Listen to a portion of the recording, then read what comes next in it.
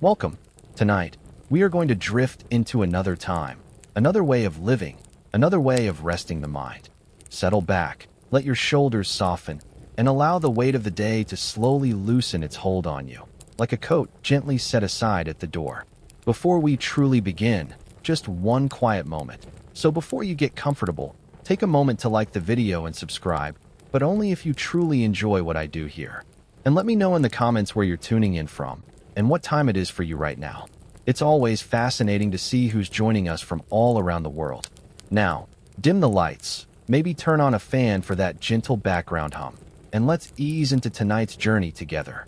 Tonight, we are drifting back into the Victorian era, not rushing there, not arriving suddenly, but floating slowly backward through time, as if carried on a long, unhurried breath. The modern world fades gently, replaced by quieter streets, slower evenings, and a different relationship with night itself. In Victorian times, sleep was not something taken lightly or brushed aside at the end of a busy day. It was an event, a ritual, a carefully prepared passage into rest. As the sun dipped low and shadows lengthened across brick facades and narrow lanes, people began the gradual unwinding of body and mind. Shops lowered their shutters with familiar creaks. The soft clang of metal latches echoed briefly before settling into stillness. Gas lamps flickered to life one by one, their warm glow pooling gently on damp stones. The air carried the faint sense of coal smoke, baking bread, and evening rain. Inside homes, the pace slowed even further. Supper was simple and unassuming. Bowls of broth, slices of bread spread thinly with butter, cups of tea poured carefully and sipped without haste. Heavy meals were discouraged late in the day, as they were believed to agitate the body and disturb sleep. Digestion, Victorians felt, was deeply connected to dreaming. As dishes were cleared and candles replaced fading daylight, families spoke more softly. Laughter was subdued. Children were gently reminded to settle themselves, to prepare not just their bodies, but their thoughts for the night ahead. Sleep, in the Victorian imagination, was a delicate state, one that required respect. Bedrooms were arranged with intention. The bed itself often stood as the most important piece of furniture in the room, its wooden frame sturdy, its mattress layered with horsehair or feathers, its sheets freshly laundered and faintly scented with soap or lavender. Quilts were smoothed carefully, pillows fluffed by hand. Windows were often opened just a little, even in colder months. Fresh air was thought essential to good sleep and healthy dreams. The night breeze, slipping through lace curtains, carried whispers of the outside world, distant footsteps, rustling leaves, the far-off call of a watchman marking the hour. Heavy drapes were drawn not only for privacy, but to guard against moonlight. Moonbeams, while beautiful, were sometimes believed to overstimulate the mind, provoking vivid dreams or restless sleep. A well-darkened room was thought to cradle the sleeper more gently. On bedside tables sat small, meaningful objects. A candle stub in a holder, its wick trimmed. A pocket watch placed carefully beside it. Perhaps a well-worn Bible or prayer book, opened earlier in the evening. And sometimes a notebook, a dream journal, waiting patiently for morning. Because dreams mattered. In the Victorian world, dreams were rarely dismissed as nonsense. They were discussed, interpreted, and often recorded with care. Morning conversations sometimes lingered on the details of a dream, its symbols, its emotions, its lingering impressions. Printed dream dictionaries were common household items. Their pages, yellowed and soft from use, offered interpretations for nearly every imagined symbol. Animals, weather, falling, flying, losing teeth, each carried layers of meaning shaped by folklore, religion, and emerging psychology. To dream of calm water suggested peace or spiritual clarity. Stormy seas hinted at emotional turmoil. Fire could represent passion, danger, or divine presence. Gardens symbolized the inner life, tended or neglected depending on their state in the dream. These interpretations were not idle amusements. They were woven into daily decision-making. A troubling dream might prompt caution. A hopeful one might inspire quiet confidence. For Victorians, the sleeping mind was not idle. It was active, observant, sometimes wiser than the waking self. Children were taught this early. Bedtime included not just washing hands and faces, but washing away the day's missteps. Children were encouraged to say prayers, to forgive small grievances, to let go of excitement before sleep. A calm heart, parents believed, invited gentle dreams. Nightmares were often explained as the result of moral imbalance. Too much sugar, too much excitement, disobedience, or fear left unresolved. Parents soothed children with stories, hymns, and steady voices, creating an atmosphere of safety before extinguishing the light. The word nightmare itself still carried echoes of older beliefs. It was not merely a bad dream, but an entity, a presence, something that visited sleepers in the night. Experiences we now recognize as sleep paralysis were often described in vivid detail. The sensation of waking without movement, of pressure on the chest, of a shadowy figure nearby. Victorian illustrations sometimes depicted these experiences as goblin-like creatures crouched atop sleepers, heavy and grinning. While unsettling, these images offered a form of explanation, a way to give shape to fear. Protection against bad dreams took many forms. Lavender sachets sewn into small cloth pillows, iron objects placed discreetly beneath beds, religious symbols hung on walls or worn during sleep. Even the direction one slept mattered. Some believed sleeping with the head facing north aligned the body with natural energies. Others insisted on the right side for peaceful rest. Doctors of the era wrote extensively about sleep posture, mattress firmness, and pillow height. Sleeping flat on the back was often discouraged, thought to strain the heart and invite oppressive dreams. Side sleeping was praised as more natural and calming. As the household settled, the sounds of night deepened. Clocks ticked steadily, marking time with gentle insistence. Floorboards creaked softly as houses cooled. Somewhere, a cat curled into a tight circle near the hearth, its breathing slow and even. Outside, the city or countryside took on a different character. In urban areas, distant carriage wheels rolled over stone. In rural villages, night insects filled the air with soft, rhythmic sound. Stars emerged gradually, unhurried. In this quiet, the Victorian mind opened itself to sleep. Dreams were thought to reveal truths hidden during waking hours. Victorian society valued restraint. Emotions were carefully managed, expressions moderated. Dreams became a private realm where the unconscious could speak freely. Longing appeared softened through metaphor. Regret surfaced as lost paths or fading light. Hope arrived as distant destinations or gentle reunions. Women were often described as especially sensitive dreamers. Their dreams were thought to reflect emotional states, domestic harmony, and moral intuition. Men's dreams, by contrast, were frequently interpreted as symbolic of ambition, struggle, or intellectual conflict. These distinctions reflected the values of the time more than the nature of dreams themselves, yet they shaped how people understood their inner lives. Sleep was closely tied to health. Too much sleep suggested indolence or melancholy. Too little hinted at nervous strain or moral imbalance. The ideal Victorian rose early, refreshed but disciplined, ready to meet the day. Yet insomnia was common. Letters and diaries speak of long nights spent awake, listening to clocks, counting breaths, turning pillows to find cooler spots. Industrialization disrupted natural rhythms. Factory whistles sounded before dawn. Gas lighting extended evenings beyond the natural fall of night. Doctors prescribed remedies familiar even now: warm baths, fresh air, gentle exercise, calming reading. Others prescribed opiates, bromides, or tonics. Some experimented with early electrical therapies, believing gentle currents might soothe the nervous system. In the countryside, sleep followed older patterns. Farmers rose with the sun and rested when it set. Their dreams were often described as quieter, filled with familiar landscapes rather than crowded social scenes. Rural sleep was believed to be deeper, less troubled. Spiritualism added another dimension to Victorian sleep beliefs. Many believed the soul traveled during sleep, visiting other realms or communicating with the departed.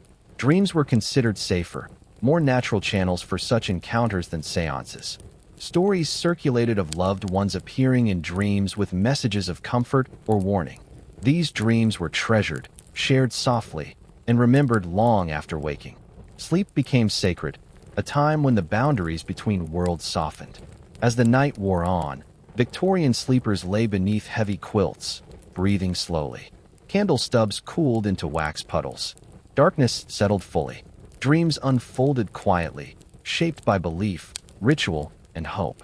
They did not know modern neuroscience. They did not chart sleep cycles or analyze brainwaves. But they understood the feeling of drifting, of surrendering consciousness, of trusting that morning would return them safely. As sleep deepened in Victorian homes, the boundary between waking thought and dreaming imagination grew thin, almost translucent. The body rested heavily, but the mind wandered lightly, drifting through corridors of memory, belief, and quiet symbolism. In many households, it was believed that the first dreams of the night were the most honest. These early dreams, arriving soon after sleep began, were thought to reflect the immediate concerns of the day. Conversations overheard, worries left unresolved, moments replayed in softened detail. Later dreams, those that came closer to dawn, were believed to carry greater meaning, even prophecy. People spoke of morning dreams with particular reverence. A dream remembered upon waking, still warm and vivid, was considered especially significant. It might be shared over breakfast, discussed in low voices as tea steamed gently from porcelain cups.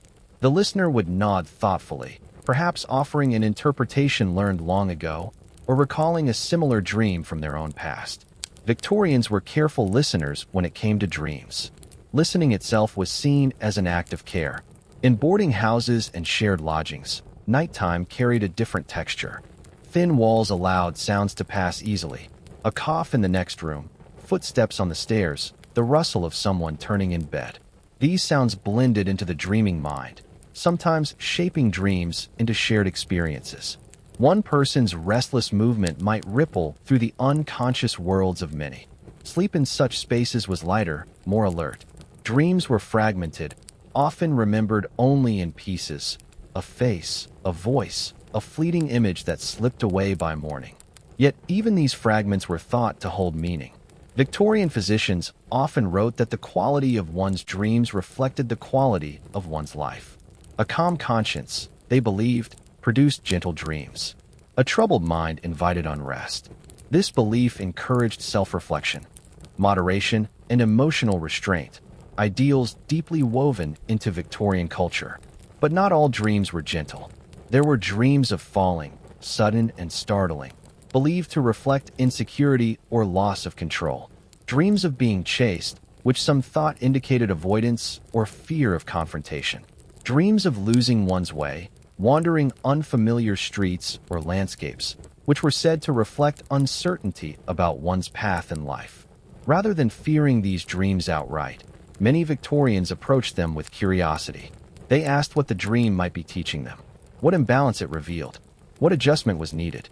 In this way, dreams became quiet companions, sometimes unsettling, sometimes comforting, always worthy of attention. Nighttime reading habits were also believed to influence dreams. Light reading, poetry, scripture, gentle essays was encouraged before bed. Sensational novels, ghost stories, or emotionally charged material were discouraged late at night, thought to overstimulate the imagination and invite vivid or disturbing dreams. Yet many people indulged anyway, drawn to the thrill of a story told by candlelight. The flickering flame cast shifting shadows on walls, feeding the imagination. When the book was finally set aside and the candle blown out, its faint smoke curled upward, and the story often followed the reader into sleep. Dreams borrowed characters, settings, and moods from these stories, weaving them into personal narratives that felt intimate and strangely real. In larger homes, servants experienced sleep differently than their employers. Long days of labor left them exhausted, their sleep often deep and dreamless. Yet even among servants, dreams were discussed quietly, often infused with folk beliefs passed down through generations. Some believed that dreaming of bread signified abundance. Dreaming of empty rooms suggested loneliness. Dreaming of bells could mean news was coming. These interpretations varied from region to region, family to family, shaped by local traditions rather than printed dictionaries. Sleep schedules, too, differed by class. The wealthy often retired later, their evenings filled with conversation, music, or reading. The working class rose early and slept earlier, their nights shorter but often deeper. Despite these differences, the night belonged to everyone equally. In hospitals and infirmaries, sleep took on yet another meaning. Doctors observed patients' dreams as indicators of recovery or decline. Restless sleep was troubling. Calm, steady breathing was reassuring. Nurses moved quietly through dim corridors, adjusting blankets, smoothing pillows, their presence gentle and unobtrusive. Some believed that dreams during illness brought insight or clarity. Fever dreams, though unsettling, were thought to purge the mind. Recovery was sometimes marked by a return to peaceful dreaming. In Victorian literature, sleep and dreams appeared frequently, often symbolizing transformation or revelation. Characters dreamed of past mistakes, future possibilities, or lost loved ones. Readers recognized these experiences, seeing their own nighttime wanderings reflected on the page. This shared understanding created a sense of connection, a quiet acknowledgement that beneath polite conversation and structured days, everyone carried a private dream world within them. As the night stretched on, clocks marked the passing hours with steady precision. Midnight arrived softly, almost unnoticed. Then 1 o'clock. 2. Each hour brought the world deeper into stillness. Some Victorians practiced segmented sleep, though they rarely named it as such. They slept for a few hours, woke briefly in the middle of the night, then returned to sleep. During this quiet waking period, some prayed, reflected, or recorded dreams. Others simply lay still, listening to the night, letting thoughts drift. This pause was considered natural, even healthy. It was a time when the mind hovered between worlds, neither fully awake nor fully asleep. Dreams during the second sleep were often described as richer, more symbolic. The mind, having rested already, wandered more freely. Images blended. Time lost its shape. In these dreams, people met figures from their past, parents, childhood friends, former loves. They walked through familiar streets altered slightly, houses rearranged, landscapes softened. These dream worlds felt meaningful, even comforting, as though the mind were organizing memory with gentle care. For some, dreams were a source of creativity. Artists, writers, and inventors recorded ideas that came to them in sleep. They believed the dreaming mind bypassed ordinary limits, accessing deeper truths. Even those who did not consider themselves creative valued dreams as glimpses into the soul's quieter workings. As dawn approached, the darkness began to thin. Long before the sun appeared, the night shifted subtly. Birds stirred. The air cooled. Sleep grew lighter. Dreams in these early hours were often vivid and memorable. People woke with images still clinging to them. A conversation, a place, a feeling that lingered even as eyes opened. Morning routines unfolded gently. Curtains were drawn back. Light spilled into rooms. The day resumed its steady pace.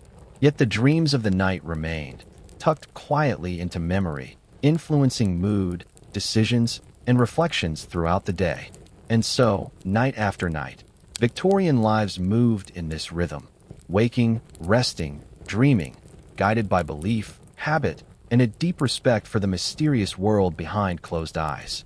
The night, calm and patient, returned each evening. Sleep waited faithfully. Dreams gathered, ready to unfold once more, softly, endlessly, without hurry.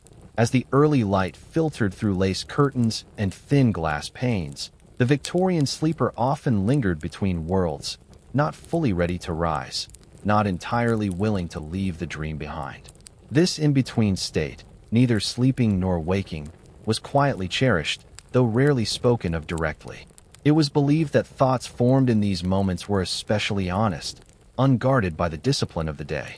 Some lay still, eyes closed, replaying fragments of dreams as though turning smooth stones over in the mind. Others whispered a short prayer, thanking the night for rest, asking gently for strength in the hours ahead. Rising too quickly was discouraged. It was said to jar the nerves and scatter the calm carefully built through sleep. Victorians often believed the body carried traces of dreams into waking life. A heavy feeling in the limbs might suggest unresolved emotion. A lightness in the chest hinted at peaceful dreaming. Physicians and moralists alike encouraged people to pay attention to these sensations, treating the morning body as a quiet messenger. Dream journals, when kept, were usually written in the early morning, before breakfast and conversation diluted memory. The act of writing was slow and deliberate. Pen met paper softly. Words were chosen carefully, as if the dream might retreat if startled. These journals were private objects, rarely shared in full, sometimes locked away. The dreams recorded there were not dramatic spectacles, but ordinary scenes made strange by softness. A familiar room slightly altered, a conversation with someone long gone, a journey begun but never completed. These were the dreams that Victorians trusted most, believing them to arise naturally from the soul rather than from indulgence or excitement. As the day unfolded, the memory of the night quietly shaped behavior. A troubling dream might inspire caution. A comforting one offered reassurance. Even when forgotten consciously, dreams were thought to linger, influencing mood and decision in subtle ways. In Victorian workplaces, especially those involving repetitive labor, workers sometimes spoke of dreaming while awake, a gentle drifting of the mind during routine tasks. This state was not always discouraged. In some trades, it was believed to foster patience and steadiness, allowing the hands to work while the mind rested lightly. The relationship between sleep and morality was a frequent topic in Victorian advice literature.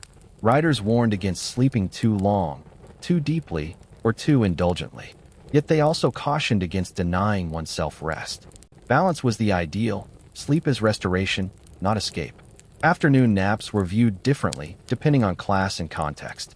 For the ill, the elderly, or children, naps were encouraged. For healthy adults, especially men, daytime sleep was often frowned upon, associated with weakness or lack of discipline. Women, particularly those managing households, were sometimes permitted brief rests, though often accompanied by guilt. Dreaming during naps was thought to be lighter, less symbolic, though still meaningful. These dreams were often fleeting, remembered only as sensations rather than images. As evening approached once more, the cycle prepared to repeat. Lamps were lit. The air cooled. Bodies grew tired again, carrying the accumulated weight of the day. Victorians believed strongly that the final thoughts before sleep shaped the night's dreams. Households grew quieter after dusk. Voices softened. Emotional conversations were postponed when possible. Harmony before bed was valued not only for peace, but for the quality of rest it promised. In many homes, the final act before retiring was prayer or reflection. This was less about doctrine and more about release, setting aside worry, forgiving small wrongs, acknowledging gratitude. It was believed that an unsettled conscience invited unsettled dreams. Beds were prepared again, linens turned down, pillows adjusted to familiar positions. The body recognized these rituals and responded, slowing, yielding. As sleep returned, it did not arrive suddenly. It gathered gradually, like mist rising from a field, blurring edges, softening thought. The world narrowed to breath, warmth, and the quiet pulse of the body. And within that narrowing, the mind opened once more. Within that soft narrowing of awareness, the Victorian mind slipped gently into its nighttime patterns, shaped by habit, belief, and the steady repetition of lived experience. Sleep was not a single state, but a series of gentle descents, each one quieter than the last, each one loosening the hold of the waking world. In the first stage of sleep, thoughts still wandered freely. A face from earlier in the day might appear briefly, then dissolve into something less defined. A sound from outside, a carriage wheel, a distant voice, could weave itself into half-formed images. Victorians often described this stage as dozing, a light drifting rather than true sleep, and many believed that remaining too long in this state could invite anxious dreams. It was during this time that people sometimes caught themselves thinking in pictures rather than words. A room might appear without walls. A memory might replay without sound. These moments were rarely recorded, yet they formed the threshold through which deeper dreaming emerged. As the body relaxed further, breathing slowed. The weight of blankets became more noticeable, grounding. Muscles released their tension one by one. The mind followed, relinquishing structure, allowing stories to form without conscious effort. Victorians believed that this surrender was important. Resisting sleep, worrying, planning, rehearsing, was thought to confuse the mind and invite restless dreams. Letting go was considered a skill, one learned through routine and trust. Trust in the night, trust in the body, trust in the return of morning. Once fully asleep, dreams took on clearer shape. These were not always dramatic or vivid. Many were quiet sequences, walking through a familiar street, sitting in a room filled with soft light, speaking with someone whose face was known but unnamed. These dreams felt ordinary, yet they carried emotional weight. Victorians often believed that such dreams reflected balance. A calm life produced calm dreams. Even when challenges appeared in dreams, they unfolded without urgency, without fear. More intense dreams were thought to arise when the mind was overstimulated or unsettled. City dwellers, in particular, described dreams crowded with people, noise, and movement. Rural dreamers more often spoke of open spaces, fields, and skies. These patterns were noted in journals and letters, reinforcing the belief that environment shaped the dreaming mind. Sleep researchers did not yet exist, but observation did. People watched themselves and each other carefully, drawing conclusions from repeated experience. In some Victorian households, it was believed that sleeping too close to another person could influence dreams. Shared beds were common, especially among children or those with limited space. Dream content was sometimes said to overlap, one sleeper dreaming of movement while the other stirred, one dreaming of fear while the other awoke uneasy. These experiences reinforced the idea that sleep was not entirely private, that the boundaries between minds softened at night. Mirrors in bedrooms were sometimes covered before sleep. Some believed that uncovered mirrors could trap or distort dreams, reflecting thoughts back toward the sleeper in unsettling ways. Others believed mirrors invited self-consciousness, interrupting the natural flow of rest. Similarly, clocks were positioned carefully. The sound of ticking could be comforting, marking steady time, but too loud a clock was thought to keep the mind alert. Silence was ideal, but not emptiness. A balance of gentle, predictable sound. The scent of the bedroom mattered as well. Clean linens, fresh air, faint herbal aromas were believed to soothe the nervous system. Strong perfumes were discouraged at night, thought to overwhelm the senses and intrude into dreams. As the hours passed, the dreaming mind wandered further from waking logic.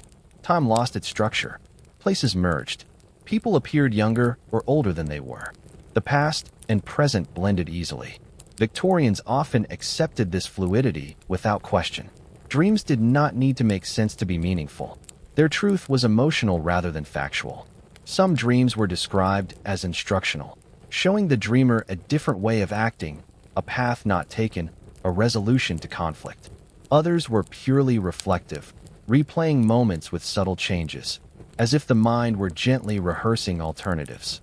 There were also dreams believed to be entirely physical in origin. Hunger, discomfort, or illness could shape dream imagery. A cold room might produce dreams of snow. A tight collar might appear as constriction or pursuit. These explanations coexisted comfortably with spiritual interpretations. One did not exclude the other. This layered understanding allowed Victorians to move between explanations without conflict. Dreams could be bodily, emotional, and symbolic all at once. As sleep deepened further, dreams sometimes faded into a kind of darkness, not absence, but quiet. Many described this as dreamless sleep, though it was more likely a state where memory simply did not hold. This was considered the most restorative form of rest. Waking from such sleep brought a sense of heaviness and calm. The body felt grounded. The mind emerged slowly, as though rising through water. In contrast, waking from vivid dreams often left a lingering mood. A joyful dream could lighten the entire morning. A troubling one might cast a subtle shadow, even if its details were forgotten. Victorians encouraged gentle transitions from sleep to waking. Sudden alarms were rare. Instead, light, sound, or routine signaled morning. A servant opening curtains, church bells in the distance, the natural brightening of the sky. Abrupt waking was believed to disturb the nervous system, leaving the mind unsettled for the day ahead. Throughout the day, sleep was never far from thought. Advice columns, medical pamphlets, and household manuals all returned to the topic repeatedly. Sleep was framed as both necessity and responsibility, something to be managed carefully. Mothers were advised to regulate children's sleep strictly. Regular bedtimes, consistent routines, and calm evenings were believed to shape character as well as health. A well-slept child was thought to grow into a disciplined adult. Elderly individuals were treated with more flexibility. Lighter sleep, frequent waking, and afternoon dozing were accepted as natural changes. Dreams in later life were often described as reflective, filled with memory rather than anticipation. Victorians sometimes believed that as one aged, dreams turned backward, revisiting earlier chapters of life. Childhood homes, long-past events, and youthful companions appeared more frequently, as if the mind were gently gathering its own history. This belief lent dreams a sense of continuity, a quiet thread connecting all stages of life. And as evening returned once more, the rhythm repeated itself, steady and familiar, carrying each person back toward the night, toward the private landscapes waiting behind closed eyes, where belief, memory, and imagination continued their slow, unbroken flow within those private landscapes. The Victorian imagination moved without hurry, shaped by the quiet expectations carried from waking life. Dreams were not approached as spectacles, but as extensions of the ordinary. The everyday softened, rearranged, and given room to breathe. Many Victorians believed that the mind, while dreaming, sorted experience much like a careful housekeeper tidying rooms at night. Memories were dusted off, emotions placed gently where they belonged, unnecessary thoughts set aside. This belief made sleep feel purposeful, even productive, rather than passive. Writers of the era often described the sleeping mind as courteous and restrained, mirroring the values of society itself. Dreams rarely shouted. They suggested. They hinted. They spoke in images rather than declarations. A dream of walking through fog might reflect uncertainty without naming it. A dream of missed trains or closed doors might express anxiety without blame. These symbols were not meant to alarm, but to inform. Because of this, Victorians often approached unsettling dreams with patience rather than fear. They asked what adjustment might be needed: more rest, calmer evenings, fewer indulgences, clearer conscience. The solution was usually practical, grounded in routine. Routine itself was deeply comforting. Knowing when to sleep, when to wake, when to eat, when to reflect created a sense of order that carried into dreams. Even those who struggled with sleep found reassurance in familiar patterns. In schools and universities, students were warned about late-night study. Overexerting the mind before bed was believed to overstimulate the brain and produce restless sleep. Learning was encouraged during daylight hours, allowing evenings for gentler pursuits. Dreams of examinations or unfinished work were common even then, though they were interpreted as signs of diligence rather than anxiety. Such dreams suggested a mind engaged, active, invested. In religious households, dreams were sometimes viewed as gifts. Biblical stories of prophetic dreams influenced interpretation, encouraging people to listen carefully to nighttime visions. However, excessive focus on dreams was discouraged. Balance was always emphasized. Dreams were to be acknowledged, not obsessed over. As the Victorian era progressed, scientific curiosity about sleep slowly grew. Physicians began observing patterns, collecting patient accounts, comparing experiences. While their explanations remained limited, their interest marked a shift toward understanding sleep as a natural process rather than purely spiritual. Yet even as science advanced, older beliefs remained. People held both comfortably, seeing no need to choose one over the other. Dreams could be biological and meaningful at the same time. This coexistence gave Victorian sleep culture a gentle richness. There was room for mystery without fear, for explanation without dismissal. Nighttime clothing reflected this attitude as well. Loose nightgowns, sleeping caps, and soft fabrics allowed the body to relax fully. Restrictive garments were avoided, believed to constrict not only the body but the flow of dreams. Some believed that hair should be brushed thoroughly before bed to release the day's tension. Others believed that unbrushed hair trapped thoughts, tangling the mind during sleep. These small rituals, though varied, shared a common purpose: preparing the self for rest. In shared households, bedtime was staggered. Each person moved through the ritual in their own time, respecting the quiet needs of others. Candles were shaded, doors closed softly, voices lowered instinctively. The night belonged to everyone, but it asked for gentleness. Dreams sometimes crossed into waking life through superstition. A dream on certain nights, such as the eve of a holiday, was believed to carry special meaning. Dreams of the dead were approached with reverence, often prompting small acts of remembrance the next day. Some believed that repeating a dream signaled an unresolved matter. Others believed recurring dreams marked a lesson not yet learned. These interpretations encouraged reflection rather than fear. As months passed and seasons changed, dreams were thought to shift accordingly. Winter dreams were described as heavier, darker, filled with enclosed spaces.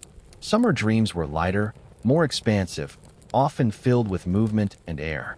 This seasonal rhythm reinforced the idea that sleep was part of nature, responsive to light, temperature, and environment. In times of grief, sleep changed. Dreams became more vivid, more frequent. Loved ones appeared often, sometimes silently, sometimes speaking gently. These dreams were not dismissed as illusion. They were accepted as part of mourning, a way for the mind to hold connection while adjusting to absence. Victorians often spoke of such dreams as comforting, even necessary. They allowed emotion to flow safely, contained within the night. Children's dreams were treated with particular care. Night terrors, though frightening, were often soothed rather than analyzed. Parents believed that reassurance and consistency mattered more than interpretation. A calm presence was the most effective remedy. Stories told at bedtime were chosen carefully. Fairy tales existed, but softened versions were preferred for younger listeners. The goal was not excitement, but calm curiosity. As children grew older, their dreams were encouraged to be discussed openly, fostering self-awareness without judgment. Sleep in old age brought its own beliefs. Waking frequently was accepted. Shorter sleep cycles were expected. Dreams were often described as gentle recollections rather than adventures. The night became less about escape and more about quiet companionship. Elderly Victorians often spoke of sleep as a familiar friend, no longer demanding, no longer elusive. Throughout all stages of life, the act of lying down carried symbolic weight. To lie down was to trust, in the bed, in the home, in the return of light. This trust was reinforced nightly, building a sense of continuity. Even in uncertain times, sleep offered a pause. Wars, illness, social change all entered dreams, but they did so softened, filtered through the mind's need for balance. As the Victorian night continued its steady cycle, each sleeper moved through these layers of belief and experience, rarely questioning them, simply living them, night after night, breath after breath, dream after dream, carried forward in a long, unbroken rhythm that never truly stopped, only shifted, flowing onward into the next quiet moment. That onward flow shaped not only individual nights, but entire lifetimes. As Victorian beliefs about sleep settled deeply into habit, passed quietly from parent to child, from household to household, rarely announced, almost never questioned. Sleep was learned, practiced, and refined, just like manners or speech. In many Victorian diaries, entries about sleep appear alongside notes about weather and health, treated with equal importance. A good night's sleep was recorded with satisfaction. A restless one was noted with concern. Over time, patterns emerged, and people learned their own rhythms through observation rather than measurement. Some discovered they slept better during rain, the steady tapping on roofs and windows acting as a lullaby. Others found foggy nights unsettling, the muffled silence creeping into dreams as confusion or unease. These personal observations were accepted as part of one's constitution, unique, individual, deserving attention. Victorian medicine placed great emphasis on constitution. Each person was believed to have a particular balance of humors, nerves, and temperament. Sleep was both affected by and reflective of this balance. Advice was often tailored accordingly, encouraging self-knowledge over rigid rules. Those considered nervous were advised to keep strict routines, avoid excitement, and cultivate calm thoughts before bed. Those considered sluggish were encouraged to rise earlier, exercise more, and avoid excessive sleep. Dreams were interpreted through this same lens. A lively dreamer was thought to possess an active imagination. A dreamless sleeper was seen as grounded, practical. Neither was judged superior. each simply reflected a different nature. Travel altered sleep in noticeable ways. Victorians who journeyed by train often reported unusual dreams, filled with motion, noise, and fragmented scenes. The rhythm of the rails carried into the mind, shaping dream imagery long after arrival. Sleeping away from home was believed to weaken the boundary between waking and dreaming. Unfamiliar beds, different sounds, and new air unsettled the body, producing vivid or restless dreams. For this reason, travelers often carried familiar items, a pillowcase, a blanket, a small object, to anchor themselves at night. Hotels and inns were associated with particularly strange dreams. Many wrote of dreaming intensely in such places, as though the accumulated memories of countless sleepers lingered in the rooms. This belief reinforced the idea that sleep was influenced by place as well as person. Colonial travel added another layer. Victorians living abroad often described dreams shaped by unfamiliar climates, landscapes, and cultural impressions. Heat, insects, and new scents altered sleep patterns. Dreams became vivid, sometimes disorienting, blending home and foreign scenes together. These accounts contributed to the growing understanding that sleep was responsive, adaptable, sensitive to environment. In morning households, sleep rituals changed noticeably. Curtains remained drawn longer. Evening routines slowed further. Dreams of the departed were welcomed rather than feared. Such dreams were sometimes spoken of as visits, offering reassurance during grief. The line between dream and memory blurred gently in these periods. Sleep became a space for emotional processing long before the concept existed in science. In Victorian fiction, characters often experienced revelations through dreams, not because dreams were magical, but because they allowed honesty. A character might admit something in sleep that they would not speak aloud. Readers recognized this truth instinctively. Even skeptics rarely dismissed dreams entirely. At minimum, dreams were acknowledged as mirrors, imperfect, symbolic, but worth a glance. As industrial cities grew louder, advice literature increasingly emphasized the importance of protecting sleep from intrusion. Thick curtains, quieter streets, and proper bedroom placement were advocated. Architects began considering sleep in design, placing bedrooms away from street-facing windows when possible. The bedroom itself evolved into a more private, intentional space. No longer merely a place to sleep, it became a retreat from the world. This shift mirrored changing attitudes toward the inner life. Nighttime clothing continued to soften. Materials became lighter, more breathable. Comfort was no longer seen as indulgence, but as necessity for proper rest. Some Victorians believed that dreams acted as early warnings of illness. Recurring dreams of suffocation, heaviness, or confusion were thought to signal physical imbalance. Physicians sometimes took such reports seriously, adjusting treatment accordingly. While modern medicine would later reinterpret these ideas, the attention paid to subjective experience was notable. The sleeping mind was treated as a source of information, not an inconvenience. In households without clocks, sleep followed natural cues more closely. The body learned the language of darkness and light. Dreams in these homes were often described as longer, more continuous, less fragmented. Electric lighting, when it arrived late in the Victorian era, sparked concern. Some worried it would interfere with sleep and dreaming, extending evenings unnaturally. Early critics warned of overstimulation, of minds that would not know when to rest. These concerns echoed older anxieties about gaslight and candles, reminding us that each generation worries quietly about the same thing, the delicate balance between light and night. Throughout all of this, one belief remained constant. Sleep was not wasted time. It was a necessary state, one that restored the body, clarified the mind, and maintained moral equilibrium. Even when sleep failed, the effort to rest was valued. Lying quietly, breathing steadily, allowing the body to be still was considered beneficial in itself. Insomnia was met with patience rather than panic, at least in ideal advice. People were encouraged to accept wakefulness gently, to avoid turning restlessness into distress. This attitude softened the experience of sleeplessness, preventing it from escalating into fear. As the night deepened again, Victorian sleepers moved once more through their familiar rituals, stepping calmly into darkness. carrying with them the accumulated beliefs of a culture that treated sleep not as an enemy to conquer, but as a companion to be welcomed, night after night, thought by thought, breath by breath, as the quiet hours continued to unfold without interruption. And within those unfolding hours, sleep continued to be shaped by the smallest details of Victorian life, details so ordinary they were rarely questioned, yet so influential they quietly guided the mind each night. The sounds that accompanied sleep were carefully noted.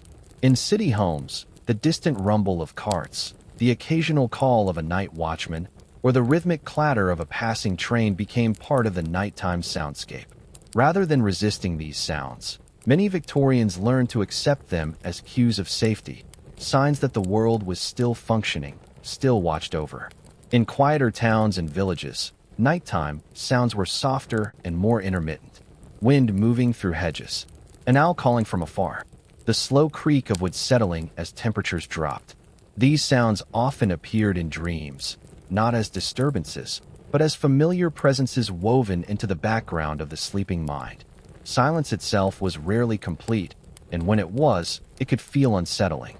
Total quiet was sometimes described as oppressive, pressing inward, leaving the dreamer too aware of their own thoughts. A gentle, consistent sound was preferred, offering reassurance without intrusion. Temperature was another constant consideration. Overheated rooms were believed to produce agitation, while rooms that were too cold encouraged stiffness and shallow sleep. The ideal bedroom was cool, but not chilling, allowing the body to relax without discomfort. Victorians adjusted bedding carefully with the seasons. Heavy quilts in winter, lighter coverings in summer. Feather beds were fluffed nightly, their shape believed to influence circulation and comfort. A well-made bed was considered essential, not only for appearance, but for proper rest. Sleep positions were discussed with surprising frequency in medical texts. Turning too often was thought to indicate nervousness. Remaining rigid was seen as unhealthy. A natural sleeper shifted gently, unconsciously, responding to the body's needs. Some believed that dreams occurred more vividly when the body remained still for long periods. Movement, they thought, disrupted the continuity of the dream narrative. This belief encouraged careful positioning before sleep, an attempt to settle the body once and for all. In reality, of course, bodies moved regardless, but the belief itself shaped how people approached rest, slowly, deliberately, without haste. Sleepwear, too, carried symbolic meaning. Changing into night clothes marked a transition, a psychological signal that the day had ended. Even those with little means made this change when possible, recognizing its calming effect. The act of undressing was unhurried. Buttons were undone carefully, garments folded or draped neatly. Disorder at bedtime was believed to invite disorder in dreams. Order, by contrast, reassured the mind. Personal grooming before bed was encouraged not for vanity, but for comfort. Washing the face, hands, and sometimes feet removed the physical traces of the day. Warm water in particular was believed to draw restlessness downward, grounding the body. Hair brushing was often rhythmic and repetitive, a naturally soothing action. Many found their thoughts slowing during this ritual, worries untangling along with strands of hair. In homes with multiple generations, bedtime rituals overlapped. Children were settled first, their sleep protected carefully. Adults followed later, carrying quieter concerns. Elderly family members often retired earlier, their nights longer, their sleep lighter. Dreams sometimes crossed generational lines. A child might dream of a grandparent's stories. An elder might dream of youthful days reflected in the behavior of younger family members. These shared symbols reinforced a sense of continuity. Pets were common companions at night. Cats curled at the foot of beds. Dogs slept near doorways. Their presence was believed to ward off loneliness and fear. The steady breathing of an animal often lulled sleepers into deeper rest. Some believed animals dreamed as well, their twitching paws and quiet sounds prompting gentle speculation. If animals dreamed, Victorians reasoned, then dreaming must be a natural state, not reserved for the human soul alone. Dream interpretation sometimes extended to animals seen in dreams. A cat might represent independence. A horse could symbolize labor or freedom. These interpretations reflected daily familiarity rather than abstract symbolism. Seasonal celebrations influenced sleep patterns. Holidays brought later evenings, richer food, more stimulation. Dreams during these times were often described as vivid and crowded.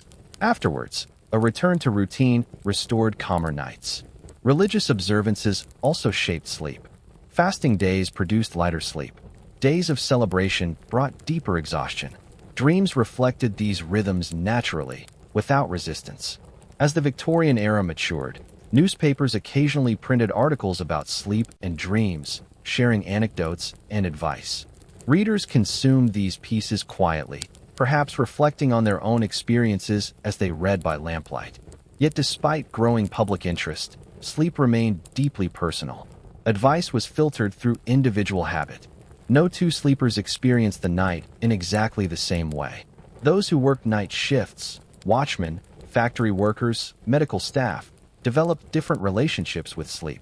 Daytime sleep was often lighter, interrupted, and filled with dreams shaped by daylight sounds. These workers were thought to live slightly out of sync with natural rhythms, a condition noted with concern.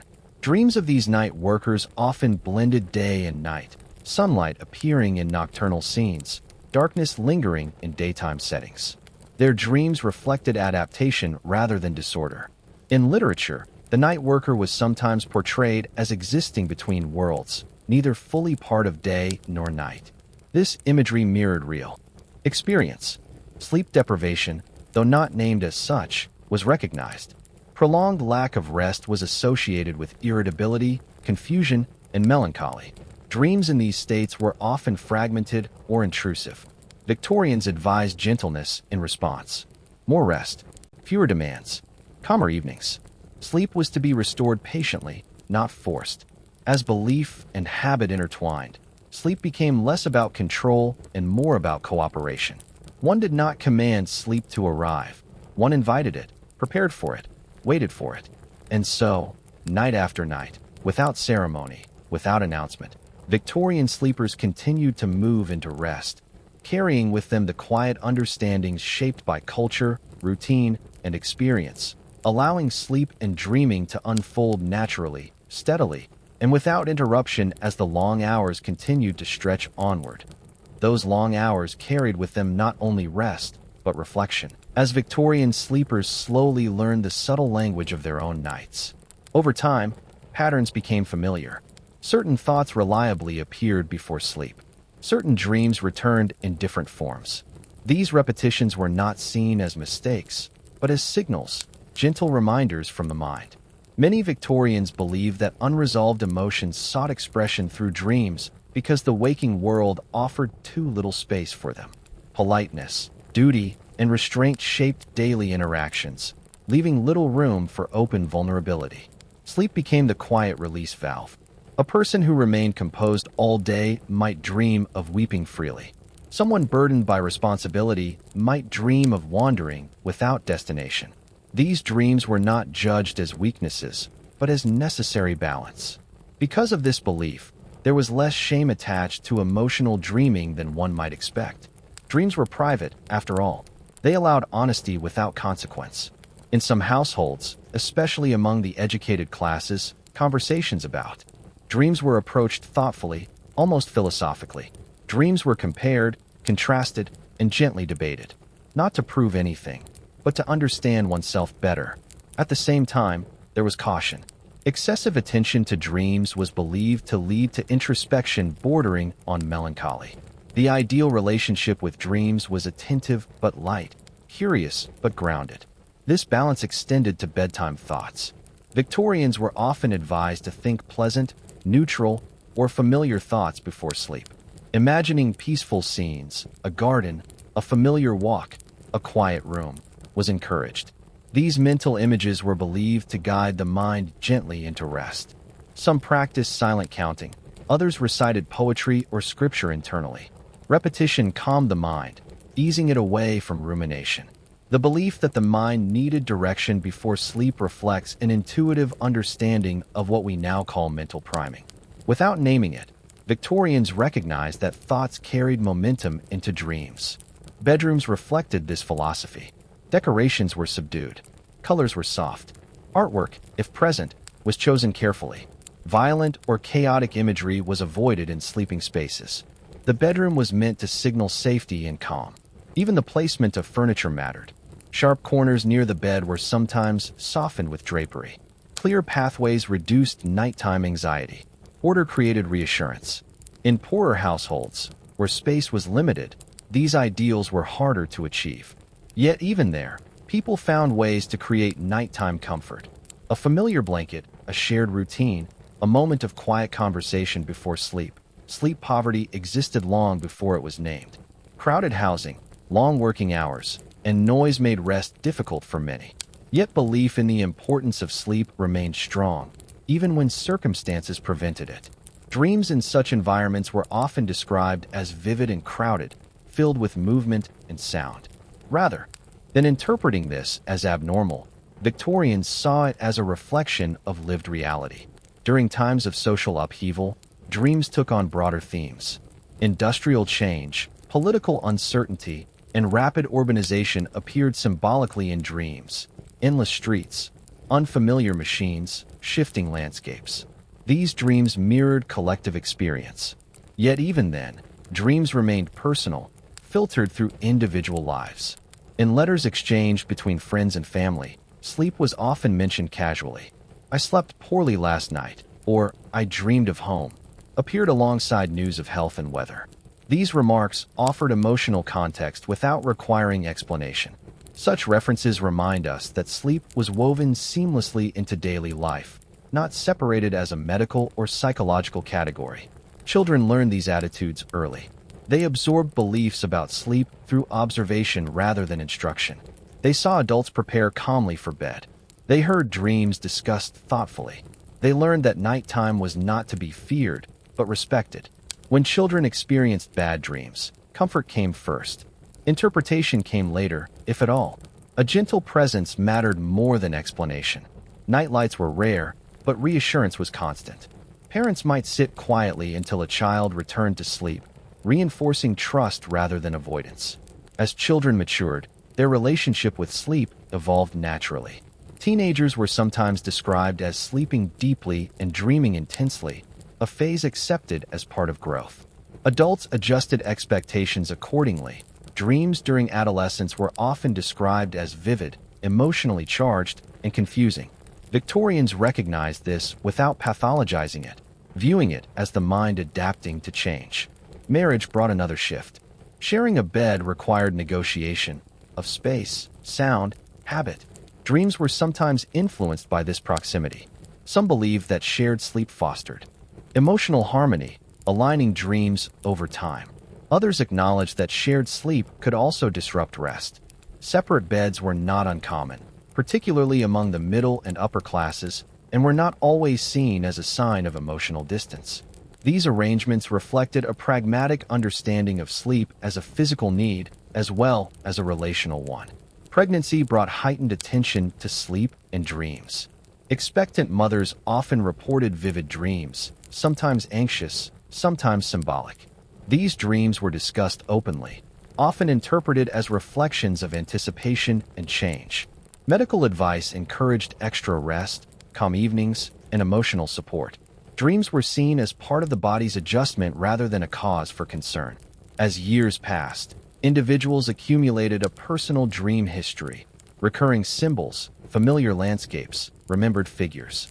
These formed a private mythology, rarely shared in full, yet deeply known. Victorians might not have used modern language, but they understood that sleep was not just nightly rest, but a lifelong process, one that evolved alongside the self. And so the night continued to receive them, again and again, shaped by quiet belief and lived habit, carrying each sleeper forward through hours of rest, reflection, and gentle wandering, as the unseen currents of sleep flowed steadily on, without pause, without conclusion, simply moving onward into the next quiet stretch of darkness. Those unseen currents moved slowly and steadily beneath the surface of Victorian life, rarely noticed, yet always present.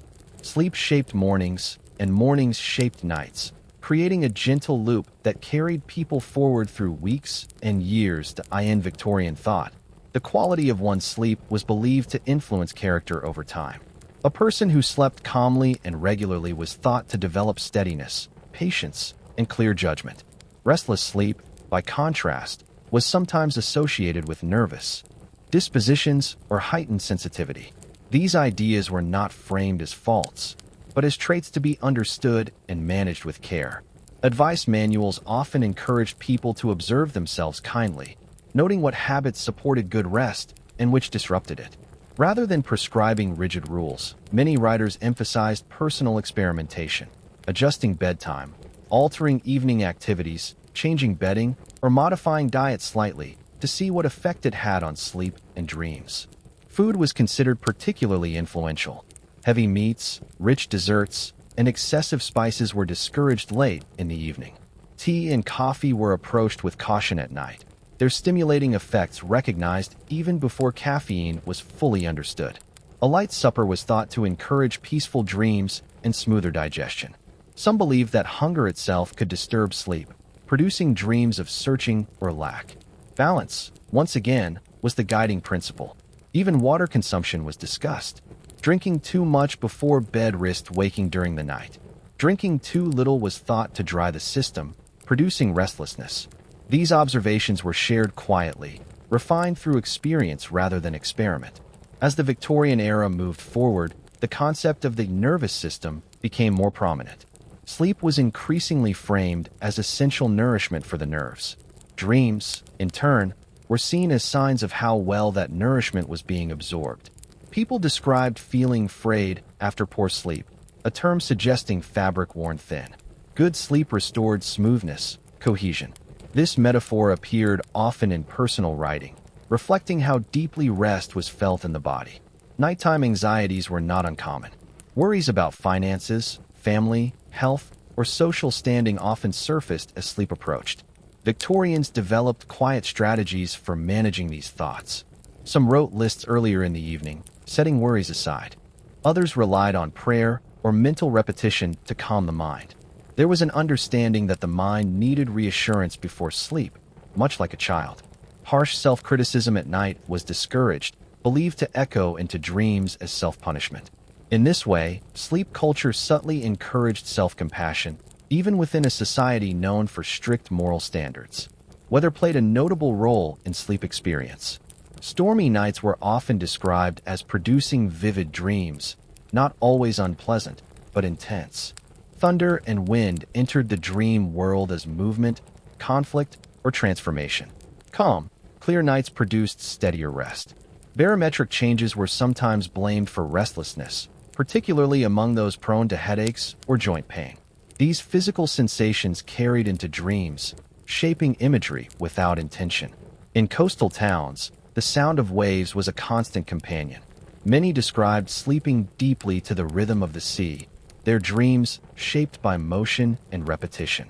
Inland, rivers and canals provided similar influence, their steady presence weaving into the subconscious. Victorians rarely sought to eliminate these influences.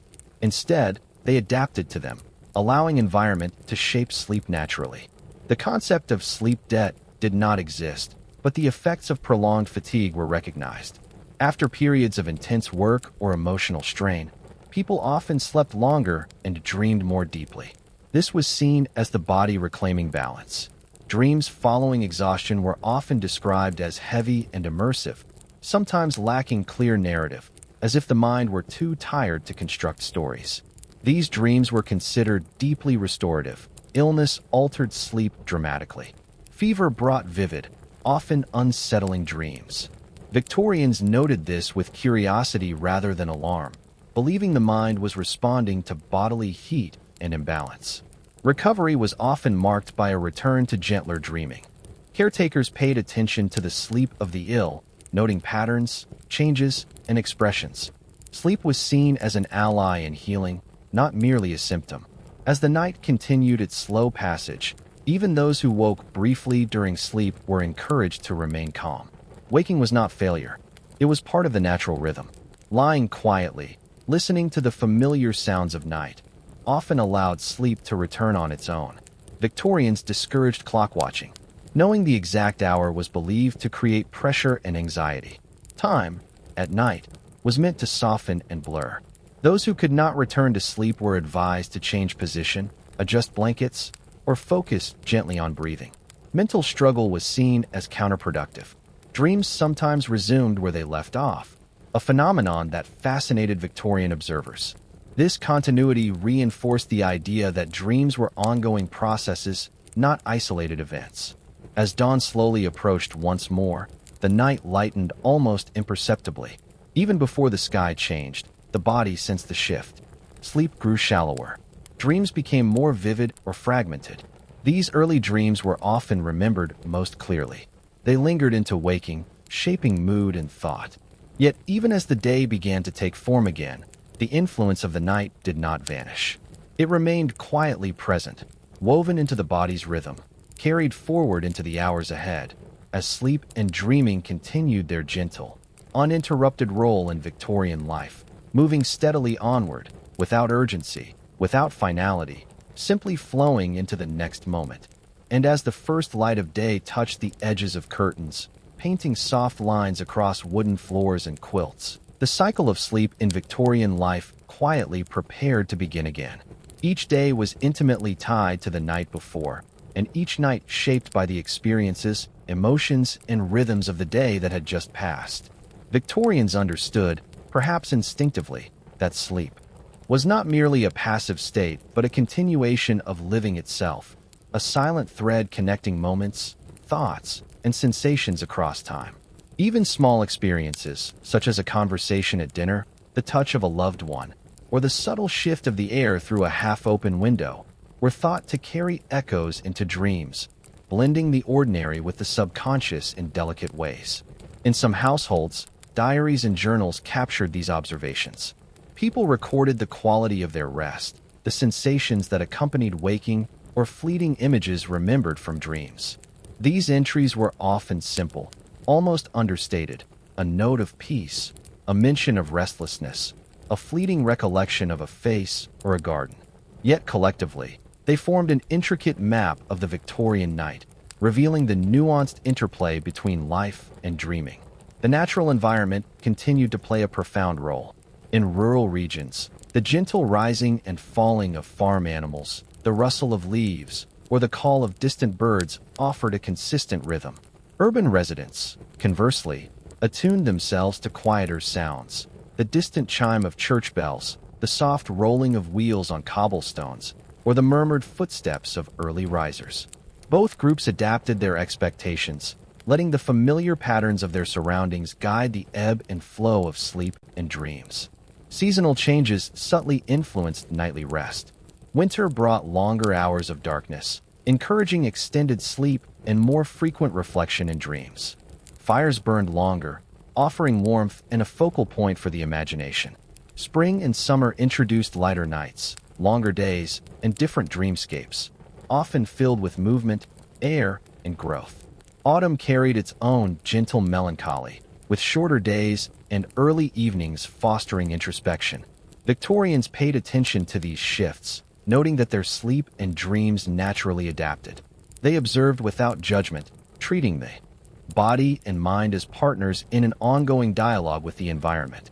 Patterns became a quiet form of wisdom, understanding when to rise, when to rest, and how to align with the world's natural rhythms. The household itself was a dynamic space for these experiences. In multi-generational homes, the rhythm of sleep was layered. Elders often retired early, enjoying longer, lighter sleep that allowed reflection and memory work. Adults followed their routines carefully, balancing work, conversation, and calm preparation for bed.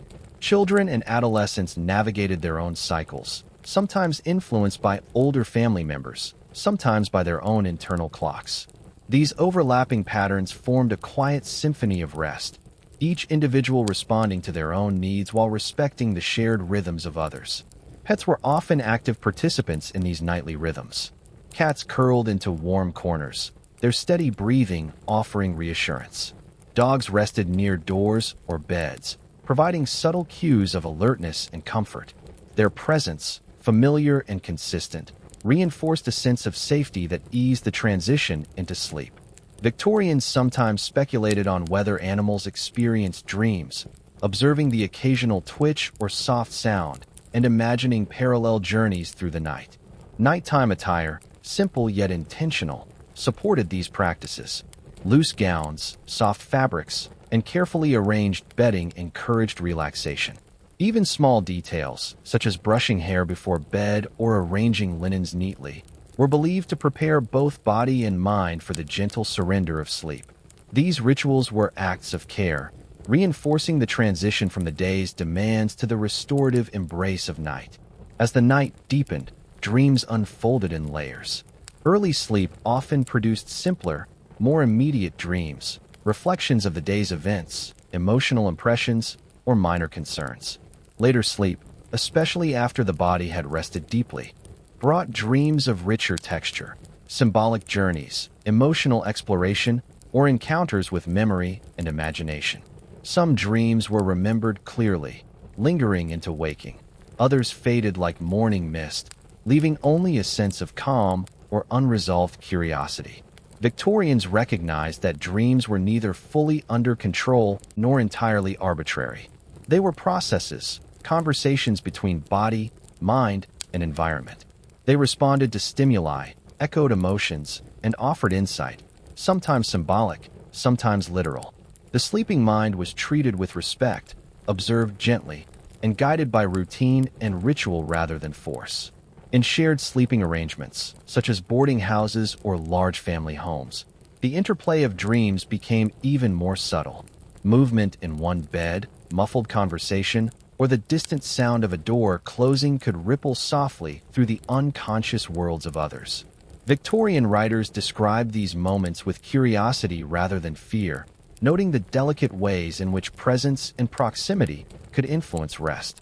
Even these interactions were part of the broader understanding that sleep was both individual and communal, private yet subtly social. Dream interpretation continued to hold fascination. Books and pamphlets offered guidance, suggesting that recurring images, animals, and landscapes carried meaning.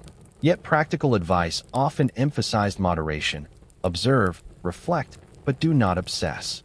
Dreams were invitations to awareness rather than commands to action.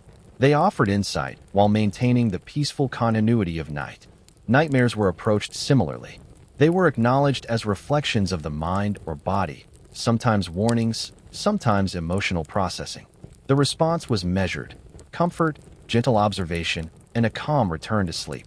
Excessive anxiety was believed to exacerbate disturbances, so reassurance was central to nightly practice. Even during periods of social upheaval or personal distress, these rhythms persisted. The steady repetition of sleep, dreams, and careful preparation provided a grounding framework. War, illness, or rapid change might alter details, but the overarching structure remained. Evening rituals, quiet reflection, gradual surrender to rest, and the layered unfolding of dreams.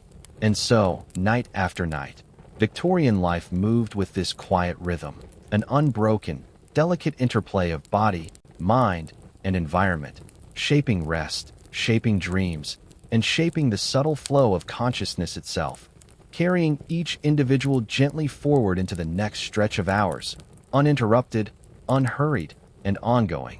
Within this ongoing flow, the Victorian mind remained attuned to subtleties that modern life often overlooks. Even the faintest changes in light, temperature, or sound could influence the texture of sleep and the character of dreams. Moonlight spilling through a window might shape the colors of a dream. A shift in wind might alter the rhythm of movement within the unconscious. The distant murmur of a train or the soft toll of a bell could weave into the nighttime narrative without waking the sleeper. People developed an intimate sense of these influences over years of observation. They recognized that some nights would produce long, immersive dreams, full of motion and dialogue, while others offered quiet reflection, scenes of familiar rooms or slow, unhurried walks through imagined gardens. This awareness was rarely formalized but deeply internalized. It informed decisions about bedtime rituals, bedroom arrangement, and evening habits. The relationship between mental life and physical rest was deeply integrated. A day spent in fresh air, gentle work, or thoughtful reading was believed to encourage calm dreams. A day filled with agitation, worry, or overstimulation might manifest as restless sleep. Sleep was not treated as merely a passive process, but as a partner in daily life, a time when the mind and body processed, balanced, and restored themselves. Seasonal variation continued to play its subtle role. Winter, with its long nights and cold, crisp air, often inspired dreams that were reflective, sometimes somber, sometimes tender. Summer, warm and open, produced more expansive dreamscapes, often featuring movement, light, and outdoor imagery. Spring brought freshness and growth, mirrored in dreams of renewal, while autumn offered muted tones, reflective journeys through familiar places, and quiet contemplation of change. These natural rhythms were incorporated into the way people structured their nights, reinforcing an unconscious alignment between human experience and the cycles of the world. Even within urban settings, Victorians adapted to environmental cues. The sounds of a gas-lit street, the distant rumble of industrial activity, or the faint murmur of neighbors became part of the nightly background. Residents learned to let these sounds blend into the rhythm of sleep, allowing them to become comforting markers rather than disturbances. Some described how these noises seeped into dreams as texture, flowing rivers of sound, soft motion, or subtle patterns, connecting the individual to the larger living world around them. Shared sleep continued to play a significant role. In homes where multiple generations lived together, the presence of others shaped both comfort and dream content. Children might dream of grandparents' voices, the faint echo of family conversation carrying into nocturnal narratives. Adults observed these interactions with quiet curiosity, noting the gentle ways that household dynamics influence sleep.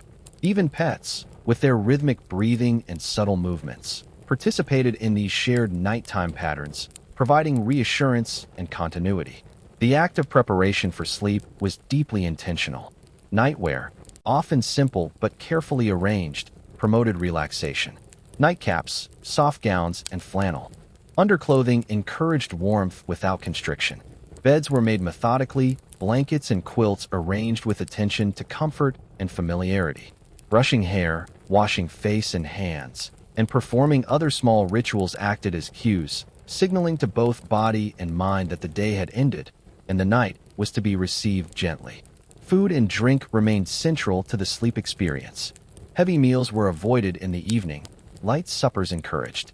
Tea and coffee were monitored carefully, recognized for their stimulating properties. Small adjustments, avoiding rich sauces or late desserts, were made not out of austerity, but in the service of calm, restorative rest.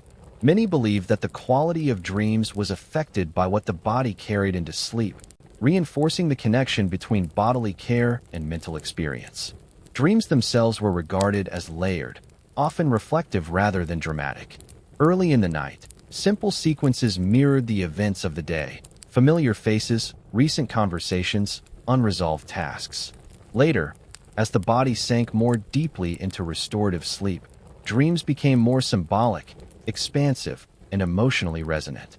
Some were vivid, others fleeting, fading like mist before full recollection. Both were valued, understood as part of the ongoing balance of mind and body. Nightmares were handled with the same quiet pragmatism. They were not feared as portents of evil, but treated as signals, reflections of emotion or sensation that required attention or gentle reflection. Comfort, observation, and patience were considered sufficient remedies. The night, after all, was a patient companion, allowing for repeated cycles of attention, rest, and emotional processing. Sleep cycles themselves were observed intuitively. Many Victorians experienced what we might now describe as segmented sleep, 2 periods of rest divided by a brief waking in the middle of the night. During these quiet interludes, people often engaged in reflection, prayer, or journaling. Some simply lay in stillness, listening to the house settle or the sounds of the night. These moments were regarded as natural, a gentle pause before the return to deeper sleep, and sometimes rich with dream activity. Through all of these rhythms, the influence of environment, the quiet shaping of routine, the care of body and mind, sleep and dreaming remained central to daily life. Dreams were not distractions, nor were they treated as trivial. They were ongoing processes, intimate companions, mirrors of emotion, and instruments of reflection. Over time, each individual carried a personal history of sleep, a private library of images, sensations, and recollections that shaped waking behavior and emotional equilibrium.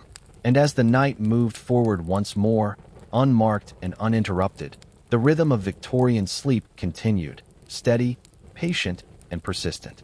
Each breath, each small movement, each fleeting image within dreams became part of a vast, flowing continuity, carrying forward into the hours ahead, shaping the subtle architecture of rest, reflection, and unconscious life, without cessation, without conclusion.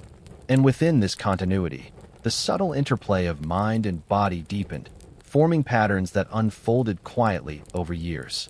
Sleep was not a singular, isolated event, but an ongoing dialogue, a conversation that recurred night after night, season after season, connecting past experiences to future rest.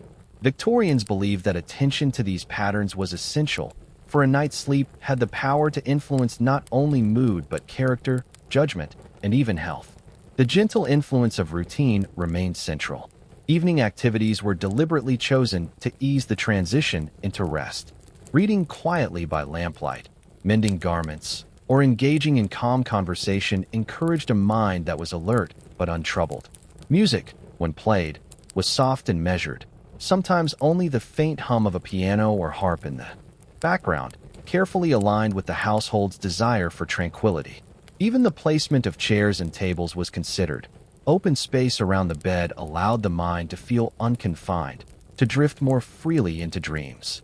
Food and its preparation continued to intersect with sleep in delicate ways. Light broths, soft breads, and gentle herbal teas were recommended for evening consumption. Heavy meats, complex pastries, and strong spirits were thought to burden digestion and disturb dreams. These considerations extended beyond the body, as eating slowly and mindfully was believed to encourage calm thought, easing the mind into a state receptive to sleep. In larger homes, servants played a quiet role in maintaining the environment. The extinguishing of lamps, the careful adjustment of shutters, and the subtle regulation of fires all contributed to a nocturnal harmony. Even minor details, the placement of a candle to avoid glare or a quiet sweep of the hallway, were recognized for their influence on the household's collective rest. Sleep was woven into domestic life, supported by both intention and habit. Dreams themselves were regarded as deeply layered phenomena. Early in the night, sequences often reflected immediate events or concerns, creating a bridge between day and night. Later, as the body sank deeper into rest, dreams became expansive and symbolic, exploring emotions, memories, and imaginative landscapes. These nocturnal journeys were neither random nor trivial. They were considered meaningful threads, revealing the quiet architecture of the mind. Some dreams were vividly narrative, unfolding like short plays or familiar stories. Others were more abstract, echoing emotions without clear form. Repetition was common, with certain figures, locations, or sensations appearing multiple times over months or even years. This continuity suggested that the mind, even in sleep, was attentive, patient, and meticulous in its processing of experience. Nighttime worries or anxieties were addressed with gentle strategies. Writing, quiet prayer, or simple reflection allowed concerns to settle before bed. Harsh self-criticism was avoided, as it was thought to ripple into dreams and disturb rest. Calm observation and measured reflection were valued over analysis or agitation. Shared sleep introduced a subtle social dimension. In households with multiple occupants, movement, breathing, and sound were absorbed almost imperceptibly into each sleeper's experience. A child's cough, a partner's shift, or a pet's twitch became soft markers within the unconscious, influencing dreams and maintaining a sense of connection. These interactions were subtle and largely unconscious, yet they contributed to the shared rhythm of nighttime life. Seasonal variations continued to shape sleep profoundly. Winter nights, long and quiet, encouraged deeper rest and reflection, often producing dreams rich in memory or emotional processing. Spring and summer brought light, movement, and expansive imagery. Autumn was reflective, muted, and introspective, Each change in season subtly guided the mind, body, and dreams, creating an ongoing alignment with the natural world. Even during periods of social disruption, illness, or emotional stress, the framework of sleep persisted. Its rhythm offered a constant. Evening rituals, gentle preparation, the careful arrangement of bed and body, and the unfolding of layered dreams. Sleep was a stabilizing force, a quiet sanctuary from the demands of waking life. Physical health and sleep remained tightly interwoven. Fever, pain, or physical discomfort altered dream content and restfulness, sometimes producing vivid or fragmented dreams. Victorians observed these patterns attentively, noting the interplay between body and unconscious experience. Sleep was regarded as an integral part of healing, not simply a passive backdrop to life. Throughout life, sleep evolved alongside the individual. Childhood offered learning and habit formation. Adolescence brought intense emotional processing. Adulthood involved careful balancing of duty, reflection, and rest. Elderly years were marked by lighter, reflective sleep, often revisiting memory and experience. Across all stages, sleep was valued, observed, and gently cultivated. As the night stretched onward, uninterrupted, these patterns continued to weave through each individual's experience. Breath, sensation, memory, and imagination moved together in quiet harmony. Dreams unfolded in endless layers, carrying fragments of emotion, thought, and observation from one night to the next. The body rested, the mind processed, consciousness drifted in a gentle, ceaseless rhythm, flowing steadily into the hours yet to come. Within this continuous flow, the subtleties of the Victorian night became ever more apparent. Even the smallest variations, a shift in the wind outside, the faint hum of a distant clock, or the soft settling of floorboards, were absorbed into the unconscious, influencing the texture of sleep without waking the body. These details, often unnoticed by the waking mind, shaped the landscape of dreams in delicate, intricate ways. The anticipation of sleep was itself considered a gentle art. Evening routines were observed with quiet intention. Reading softly by candlelight, sewing a garment, arranging papers, or quietly reflecting on the day allowed the mind to wind down gradually. Sudden activity, loud voices, or abrupt movement were discouraged, as they were believed to stir the mind unnecessarily and disrupt the natural descent into rest. Even social interactions were moderated as bedtime approached. Politeness extended into evening hours, with conversations carried out in softer tones, gestures made with care, and emotions tempered. This attention to calmness reinforced the smooth transition from day to night, encouraging the mind to move naturally toward relaxation. Dreams themselves were understood as gentle teachers. They offered reflections, guidance, and insight without demand. A quiet walk in a dream, a familiar room slightly altered, or the presence of a loved one could convey reassurance, process emotion, or invite contemplation. Dreams were seen as mirrors, revealing the mind's current state while also allowing it to explore possibilities, rehearsals, or resolutions that the conscious self might avoid during the day. Recurring dreams were carefully noted in journals. The repetition of figures, places, or motifs was observed not as ominous, but as meaningful. A particular pathway might reappear across seasons, signaling the mind's ongoing reflection on a decision or memory. A recurring image of water, fire, or sky might symbolize emotional states, moral reflection, or the desire for renewal. These recurring patterns were woven into the daily consciousness, sometimes remembered in waking, sometimes only subtly influencing mood and thought. Nighttime sounds remained an integral part of the experience. In cities, the distant movement of carriages, the faint murmur of people walking on cobblestone streets, or the gentle echo of factory whistles in the distance entered dreams in subtle ways. Rural environments offered softer natural sounds. Wind in the trees, the call of nocturnal birds, or the trickle of streams. Each sound was absorbed, integrated, and sometimes amplified in dreams, shaping the unconscious narrative without forcing awareness. Sleep and dreams were also influenced by health and physical sensation. Illness, fatigue, or discomfort produced variations in dream content and intensity. A fever might bring more vivid or restless dreams, while exhaustion might yield quiet, reflective, or dreamless sleep. These bodily cues were interpreted intuitively, guiding attention to rest, care, or adjustment of environment and habits. Shared sleep, in multi-generational households or boarding arrangements, produced a subtle layer of social influence. The quiet breathing, movements, and presence of others were absorbed into the unconscious, creating a delicate harmony of rest. Children, adults, and elders coexisted in this nocturnal space, each adapting instinctively to the rhythms and cues of the household. Nighttime rituals extended beyond personal preparation. Light management was essential. Candles shaded or extinguished, shutters adjusted to reduce glare, and fires tended to provide warmth without excessive illumination.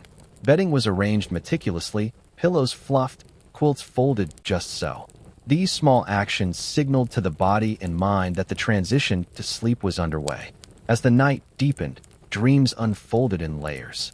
Early sleep often reflected recent experience, concerns, or emotion.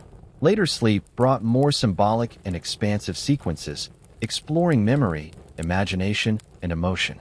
Dreams were attended gently, observed with curiosity, and respected as natural extensions of waking life.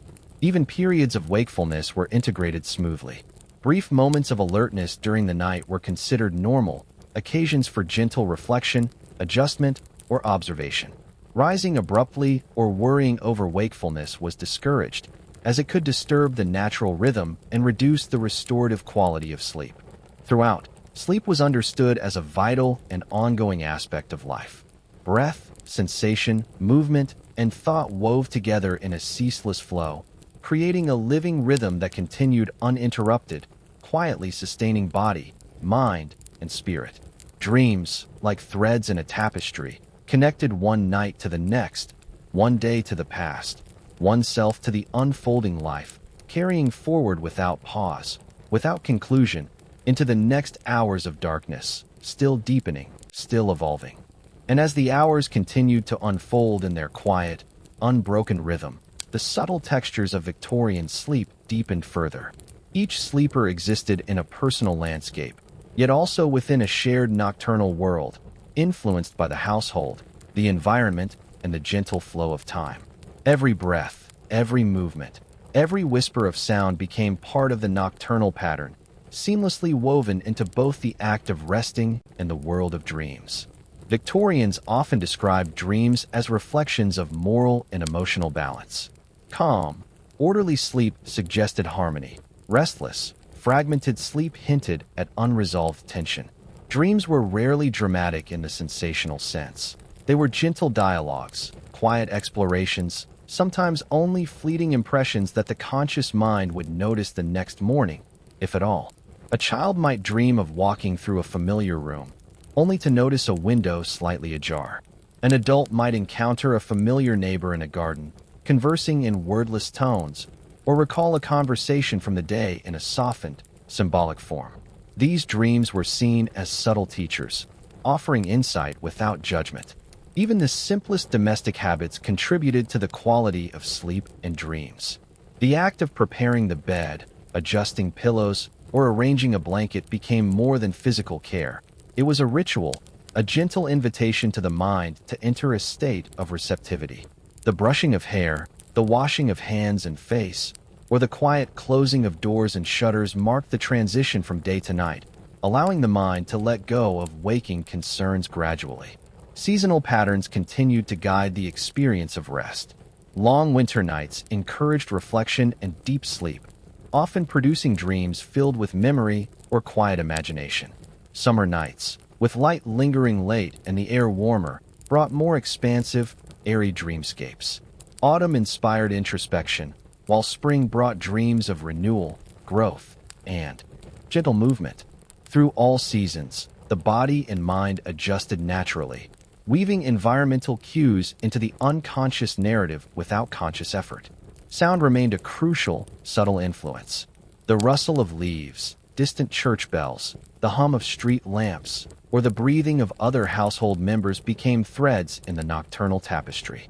Rather than intrusive, these sounds offered context, anchoring the sleeper within a living world. Even the faint murmur of a pet resting nearby could be integrated into dreams, providing reassurance and comfort. Shared sleep, common in multi-generational households, introduced its own nuanced rhythm.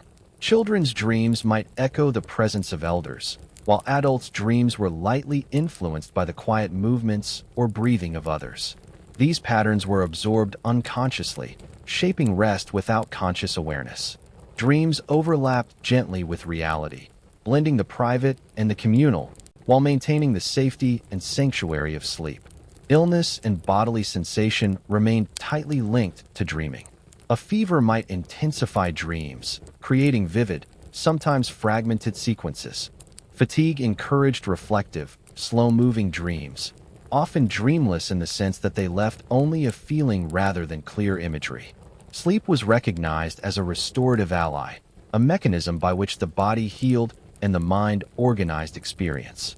Victorian observers noted these patterns carefully, sometimes recording them in diaries, letters, or personal reflections, preserving insight into both daily life and nightly rest. Food and drink continued to shape nocturnal life subtly. Light suppers and gentle herbal teas encouraged calm digestion and gentle dreaming, while heavy meals, strong spices, or late-night stimulants were believed to disrupt rest. These careful considerations reflected an intuitive understanding of the connection between the physical and the mental, the body and the unconscious. As the night deepened further, dreams expanded, weaving together memory, sensation, emotion, and imagination. Early dreams often mirrored daily events. Later dreams moved into symbolic, reflective, or exploratory sequences. Recurring images, a particular street, a garden, a familiar face, appeared over months or even years, forming a private mythology, a personal archive of subconscious thought. These recurring motifs were regarded with curiosity rather than concern, gentle markers of the mind's ongoing work. Brief awakenings were part of the natural rhythm and were treated with patience. Lying quietly, observing the sounds of the night, or adjusting bedding allowed sleep to return without resistance. The Victorian approach emphasized gentle, unobtrusive methods rather than forcing rest, reflecting an understanding that sleep was most restorative when welcomed, not demanded. Through all these rhythms, the interplay of environment, routine, body, and mind, Victorian sleep and dreams created a quiet continuity. Each night built upon the last, weaving experience, emotion, and reflection into a seamless flow.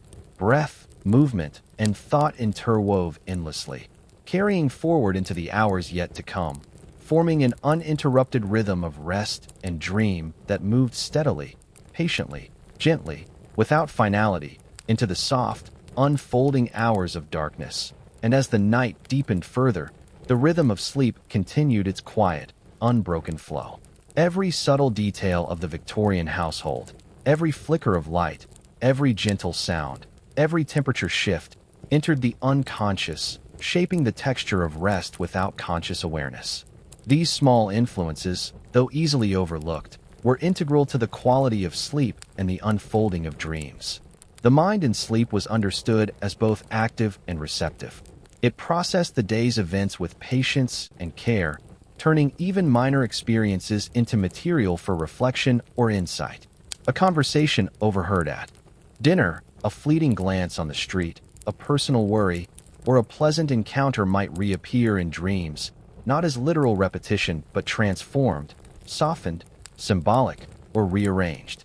Dreaming was a methodical, gentle process, quietly organizing emotions, memories, and impressions into a form that could coexist with the need for rest.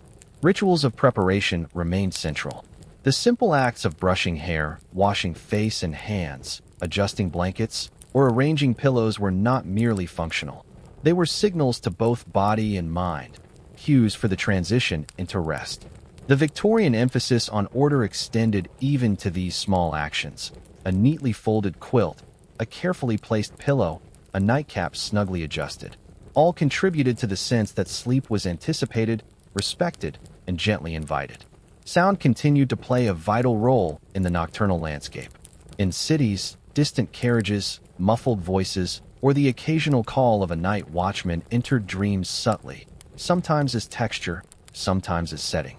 In rural areas, the whisper of leaves, the faint call of an owl, or the trickle of a nearby stream became ambient companions, guiding the mind into calm reflection. Even domestic sounds, creaking floorboards, the soft breathing of a companion, or the quiet rustle of a pet, were absorbed into the unconscious rhythm, providing subtle reassurance and grounding. Seasonal changes further influenced sleep and dreams. Winter nights, long and shadowed, produced slower, deeper rest and reflective dreamscapes. Summer nights, warm and expansive, brought lighter, more flowing dreams, often filled with movement, air, and imagery drawn from the natural world. Autumn encouraged contemplation, subtle transitions, and a gentle review of memory. Spring inspired renewal, growth, and delicate explorations in dreams.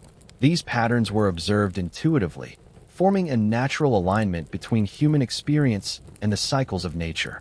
Shared sleep introduced nuanced social patterns. Children's dreams occasionally echoed the presence of parents or grandparents, while adults' dreams were subtly influenced by nearby sleepers. Pets, too, participated in this shared rhythm, their gentle breathing and occasional movement reinforcing a sense of safety. These interactions were largely unconscious but integral, creating a layered network of comfort and continuity throughout the night. Illness, fatigue, and physical sensation remained closely connected to the dream world. A fevered night brought vivid, sometimes fragmented or disjointed dreams. Periods of exhaustion produced reflective, often dreamless sleep, leaving the body restored and the mind quietly organized. These observations were noted carefully, whether in journals, letters, or personal recollection, reflecting the Victorian understanding that sleep was a vital ally in both emotional and physical well-being. Food and drink, though consumed during waking hours, subtly influenced nocturnal life. Light, easily digestible meals and gentle herbal teas encouraged calm rest and reflective dreams. Heavy meals, strong spices, or stimulants disrupted sleep, producing restlessness or fragmented dreaming. Such awareness reinforced the intimate connection between bodily care and mental experience, emphasizing that sleep was a holistic process encompassing body, mind, and environment. Dreams, in their unfolding layers, were never idle. Early night dreams often mirrored immediate experiences or unresolved concerns, while later night dreams moved into more expansive, symbolic, or emotionally resonant territory. Recurring images, a familiar street, a distant landscape, a gentle figure, appeared across nights, forming a subtle, personal mythology. These recurring motifs were observed with curiosity and respect, offering insights into the mind's ongoing work and the continuity of personal experience. Even periods of wakefulness were integrated naturally. Brief awakenings, instead of being feared or resisted, were approached calmly. Adjusting bedding, listening to the soft sounds of the house, or simply breathing gently allowed sleep to return without interruption. The Victorian approach favored invitation over force, patience over urgency, understanding that sleep was most restorative when welcomed willingly rather than demanded. Thus, night after night, sleep unfolded as a continuous, flowing rhythm, gently integrating body, mind, environment, and memory. Dreams weave their narratives quietly, linking past and present, internal and external, imagination and reflection. Breath, movement, and thought merged in an ongoing, seamless current, carrying forward without pause or conclusion, steadily, patiently, gently, into the soft, enduring hours of darkness. And as the darkness of night stretched onward, unbroken and unhurried, the subtleties of the Victorian sleep experience deepened further. The mind, quietly weaving impressions from the day, merged with the gentle textures of the environment. The faint rustle of curtains in a draft, the soft settling of wooden floorboards, the occasional distant murmur of life beyond the walls. Each element, though subtle, entered the unconscious rhythm of rest, shaping dreams in ways both intricate and imperceptible. Victorians understood sleep as a dynamic process. It was neither static nor passive. Even in stillness, the mind remained active, sorting, balancing, and reflecting. Dreams were seen as extensions of this process, sequences of thought, emotion, and memory unfolding in their own gentle order. A child might dream of wandering through familiar rooms, noticing small, altered details, a slightly tilted chair, a window left ajar. An adult might encounter figures from the day or traces of conversations, transformed in the dream into symbolic gestures, softened tones, or quiet explorations of feeling. These dreams were never dismissed. They were reflections, guiding the mind while allowing the body to rest. Nighttime rituals continued to play a central role in shaping this gentle flow. The act of preparing a bed, folding quilts, adjusting pillows, or brushing hair was imbued with quiet intention. Even small acts, a nightcap placed just so, a candle extinguished at the proper moment, a door gently closed, signaled to the mind that the transition to rest was underway. Order and calmness were valued not for their own sake, but for the ease they brought to both body and mind, encouraging the unconscious to settle into its restorative rhythm. Sounds, subtle yet constant, threaded through the night. Urban sleepers heard the distant clatter of carts, the faint hum of gas lamps, or the measured pacing of night watchmen. Rural residents listened to wind in the trees, the faint call of an owl, or the quiet trickle of a stream. Even domestic sounds, the soft breathing of a companion, the rustle of a pet, the settling of furniture, became part of the fabric of sleep. Rather than intrusion, these sounds were markers, gently anchoring the sleeper within the living world. Shared sleeping arrangements, common in many households, introduced a nuanced social rhythm. Children's dreams might echo the presence of parents or grandparents. Adults' dreams were subtly influenced by nearby sleepers. Pets, quietly nestled in corners or at the foot of beds, provided gentle reassurance. These influences were largely unconscious but integral, creating a web of comfort and continuity, a layered nocturnal community that existed in parallel to waking life. The influence of health and bodily sensation remained closely intertwined with dreaming. A mild fever might intensify images, creating sequences that were vivid or fragmented. Exhaustion encouraged slower, reflective dreaming, sometimes almost dreamless, leaving only the sensation of restfulness. Observers noted these patterns, often in diaries or letters, reflecting the Victorian belief that sleep was an active participant in both physical and emotional restoration. Food and drink subtly guided the quality of rest. Light, easily digested suppers and gentle herbal teas were thought to encourage calm, uninterrupted sleep. Heavy meals, rich sauces, or late-night stimulants were discouraged, as they were believed to disrupt both rest and dreams. This awareness reflected an intuitive understanding of the integration between body and mind, the physical and the unconscious, reinforcing the idea that sleep was a holistic, nurtured state. As the night advanced, dreams unfolded in deeper layers. Early night dreams mirrored immediate experiences or unresolved concerns, creating continuity between day and night. Later dreams expanded into symbolic, reflective, or emotionally resonant sequences, weaving memory, imagination, and sensation into a coherent, though often abstract, nocturnal narrative. Recurring imagery, a garden, a familiar street, a gentle figure, appeared across nights, forming a personal mythology quietly observed and respected. These repetitions were interpreted as signposts of the mind's ongoing work, markers of reflection and processing rather than predictions or omens. Brief awakenings were absorbed naturally into the rhythm of night. A subtle stretch, a minor adjustment of bedding, a gentle awareness of surroundings, or a brief contemplation allowed sleep to resume smoothly. The Victorian approach emphasized patience and acceptance over force or worry, understanding that sleep was most restorative when invited, not commanded. Thus, night after night, sleep and dreams persisted in a seamless, continuous flow. Breath, movement, sensation, and memory interwove in quiet harmony, carrying the sleeper through hours of unconscious exploration and bodily restoration. Dreams traced soft paths between memory and imagination, echoing experiences of the day while preparing the mind and body for the next. This rhythm, uninterrupted and patient, unfolded steadily, softly, and endlessly, deepening into the long, unbroken hours of darkness, moving forward without conclusion, quietly shaping the intimate, private world of Victorian rest.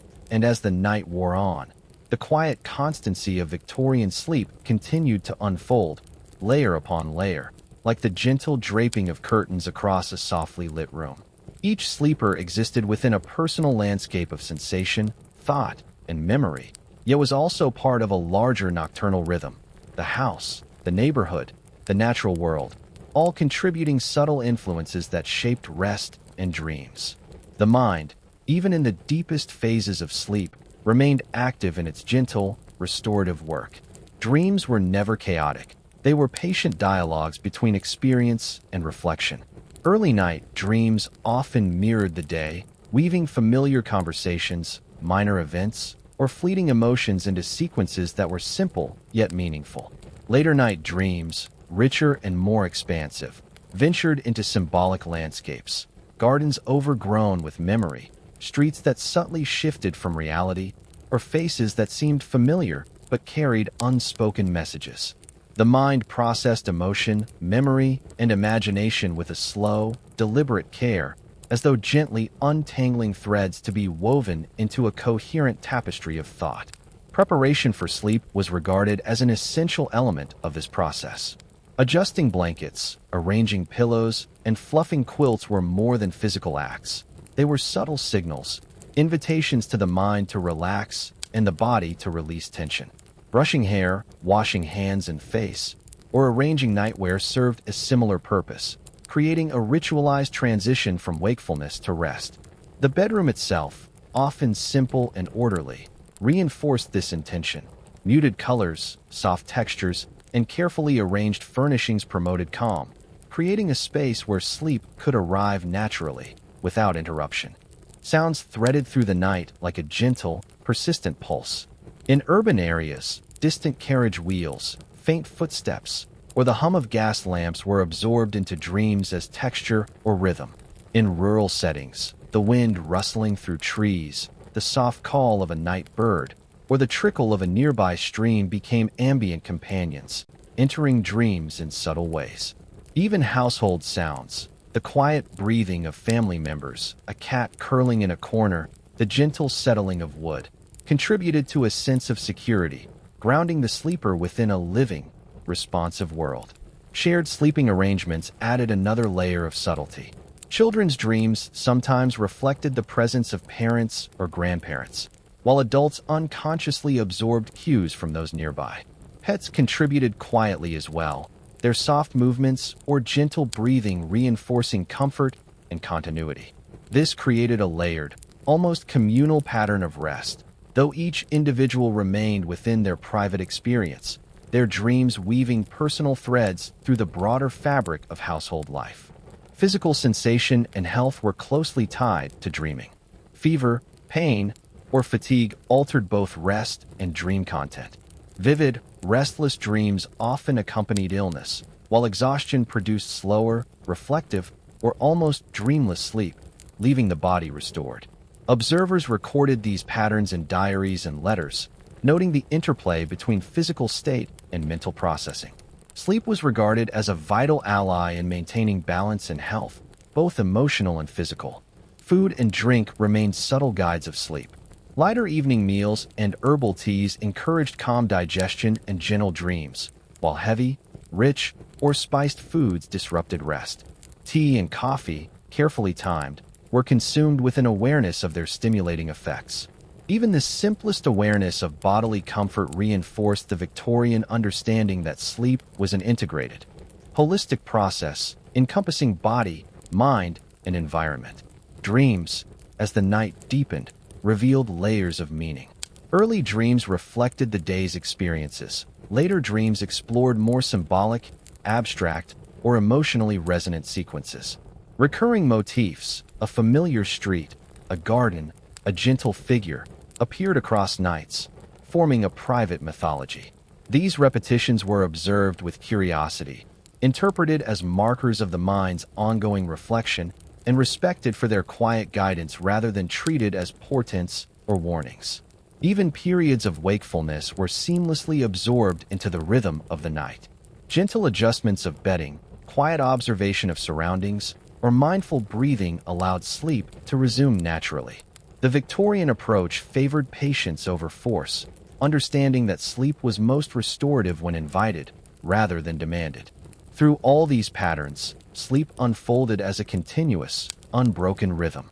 Breath, movement, sensation, memory, and imagination intertwined, carrying the sleeper through restorative cycles and layered dreams.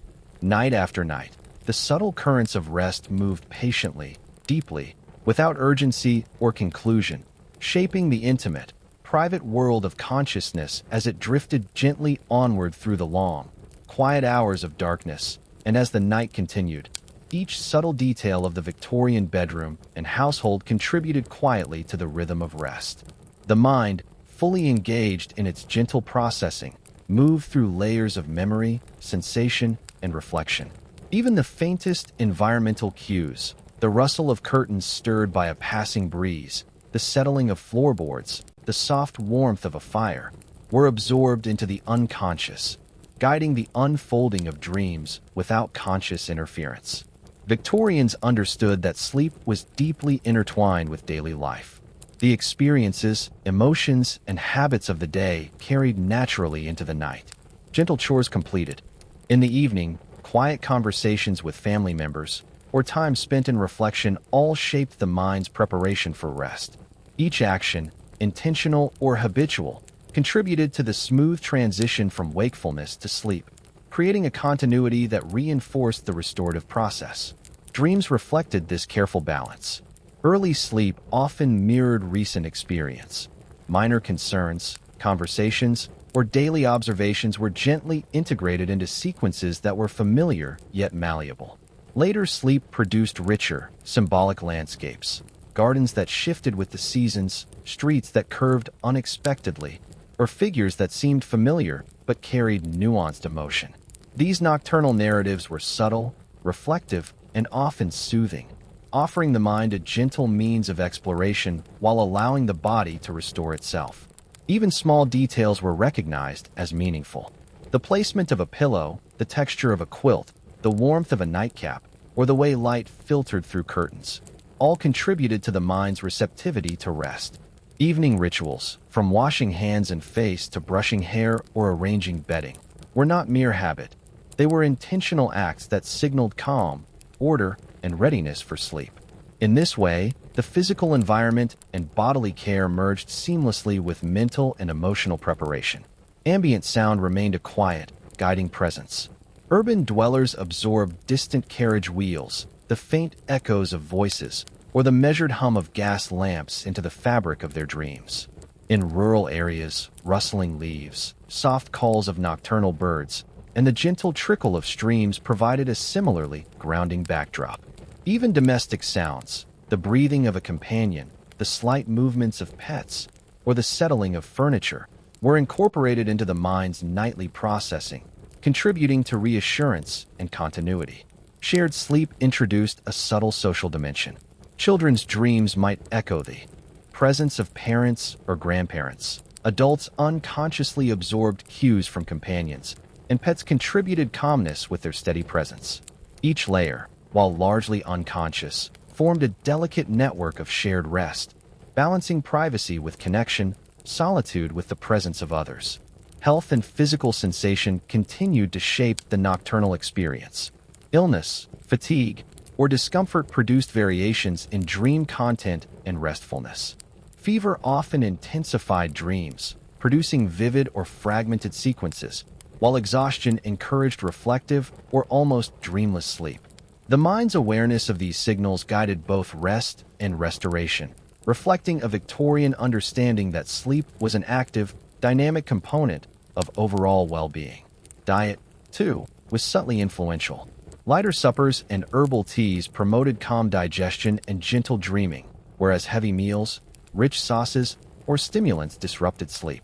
These practices reflected the holistic view of rest, body, mind, and environment in gentle coordination, each supporting the other in the process of repair, reflection, and restoration. Dreams, as the night deepened, continued to unfold in layered complexity. Early sequences reflected the immediate past. Later sequences became symbolic, emotional, and reflective. Recurring imagery, a familiar room, a garden, a gentle figure, appeared across nights, forming private, meaningful patterns. These motifs were quietly observed, valued for insight and reflection rather than feared or overanalyzed. Even brief awakenings were incorporated seamlessly. Adjustments of bedding, awareness of the environment, or gentle attention to breathing allowed sleep to resume naturally. Patience, rather than urgency or worry, guided these moments, in line with the understanding that restorative rest was most effective when welcomed gently. Through all of these intertwined rhythms, breath, movement, sensation, environment, and memory, sleep continued as an ongoing, uninterrupted current, night after night. This flow carried each sleeper through restorative cycles and layered dreams, patient and steady, quietly shaping consciousness, and moving gently onward through the long, soft, and unbroken hours of darkness. And as the night moved ever onward, the continuity of sleep and dreaming revealed itself in even subtler ways. Each gentle inhalation and exhalation, each small shift of the body, each faint sound of the household or the natural world, became a thread in the intricate web of rest. The mind, attuned to these tiny influences, wove them seamlessly into the ongoing tapestry of dreams, shaping experience without disturbance or urgency. Victorian observers often noted the intimate relationship between daily activity and the unfolding of the night. Gentle exercise, calm reflection, quiet reading, or soft conversation all prepared the mind for rest. Even the simplest acts, tidying a desk, arranging a chair, setting out clothes for the next day, were performed with subtle intention, creating a sense of order that carried into the unconscious. These habits encouraged smooth transitions into sleep, allowing the mind and body to relax gradually and deeply. Dreams continued their quiet work through these hours.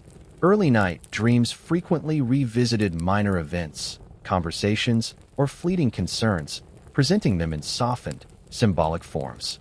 Later night dreams expanded in richness and complexity, inviting exploration of memory, emotion, and imagination. A garden might shift in shape from one dream to the next. A familiar path might curve unexpectedly, opening into unknown spaces. Figures from daily life might reappear, transformed, carrying the essence of interaction without the weight of literal interpretation. These sequences were calm, reflective, and immersive, offering the sleeper a gentle journey into subconscious thought. Even seemingly trivial elements, the texture of a quilt, the softness of a pillow, the warmth of a fire, or the filtered light of a candle, contributed to the unfolding of rest. Nighttime rituals reinforced these cues. Brushing hair, washing hands and face, or arranging clothing and bedding signaled to both body and mind that the transition to sleep was complete.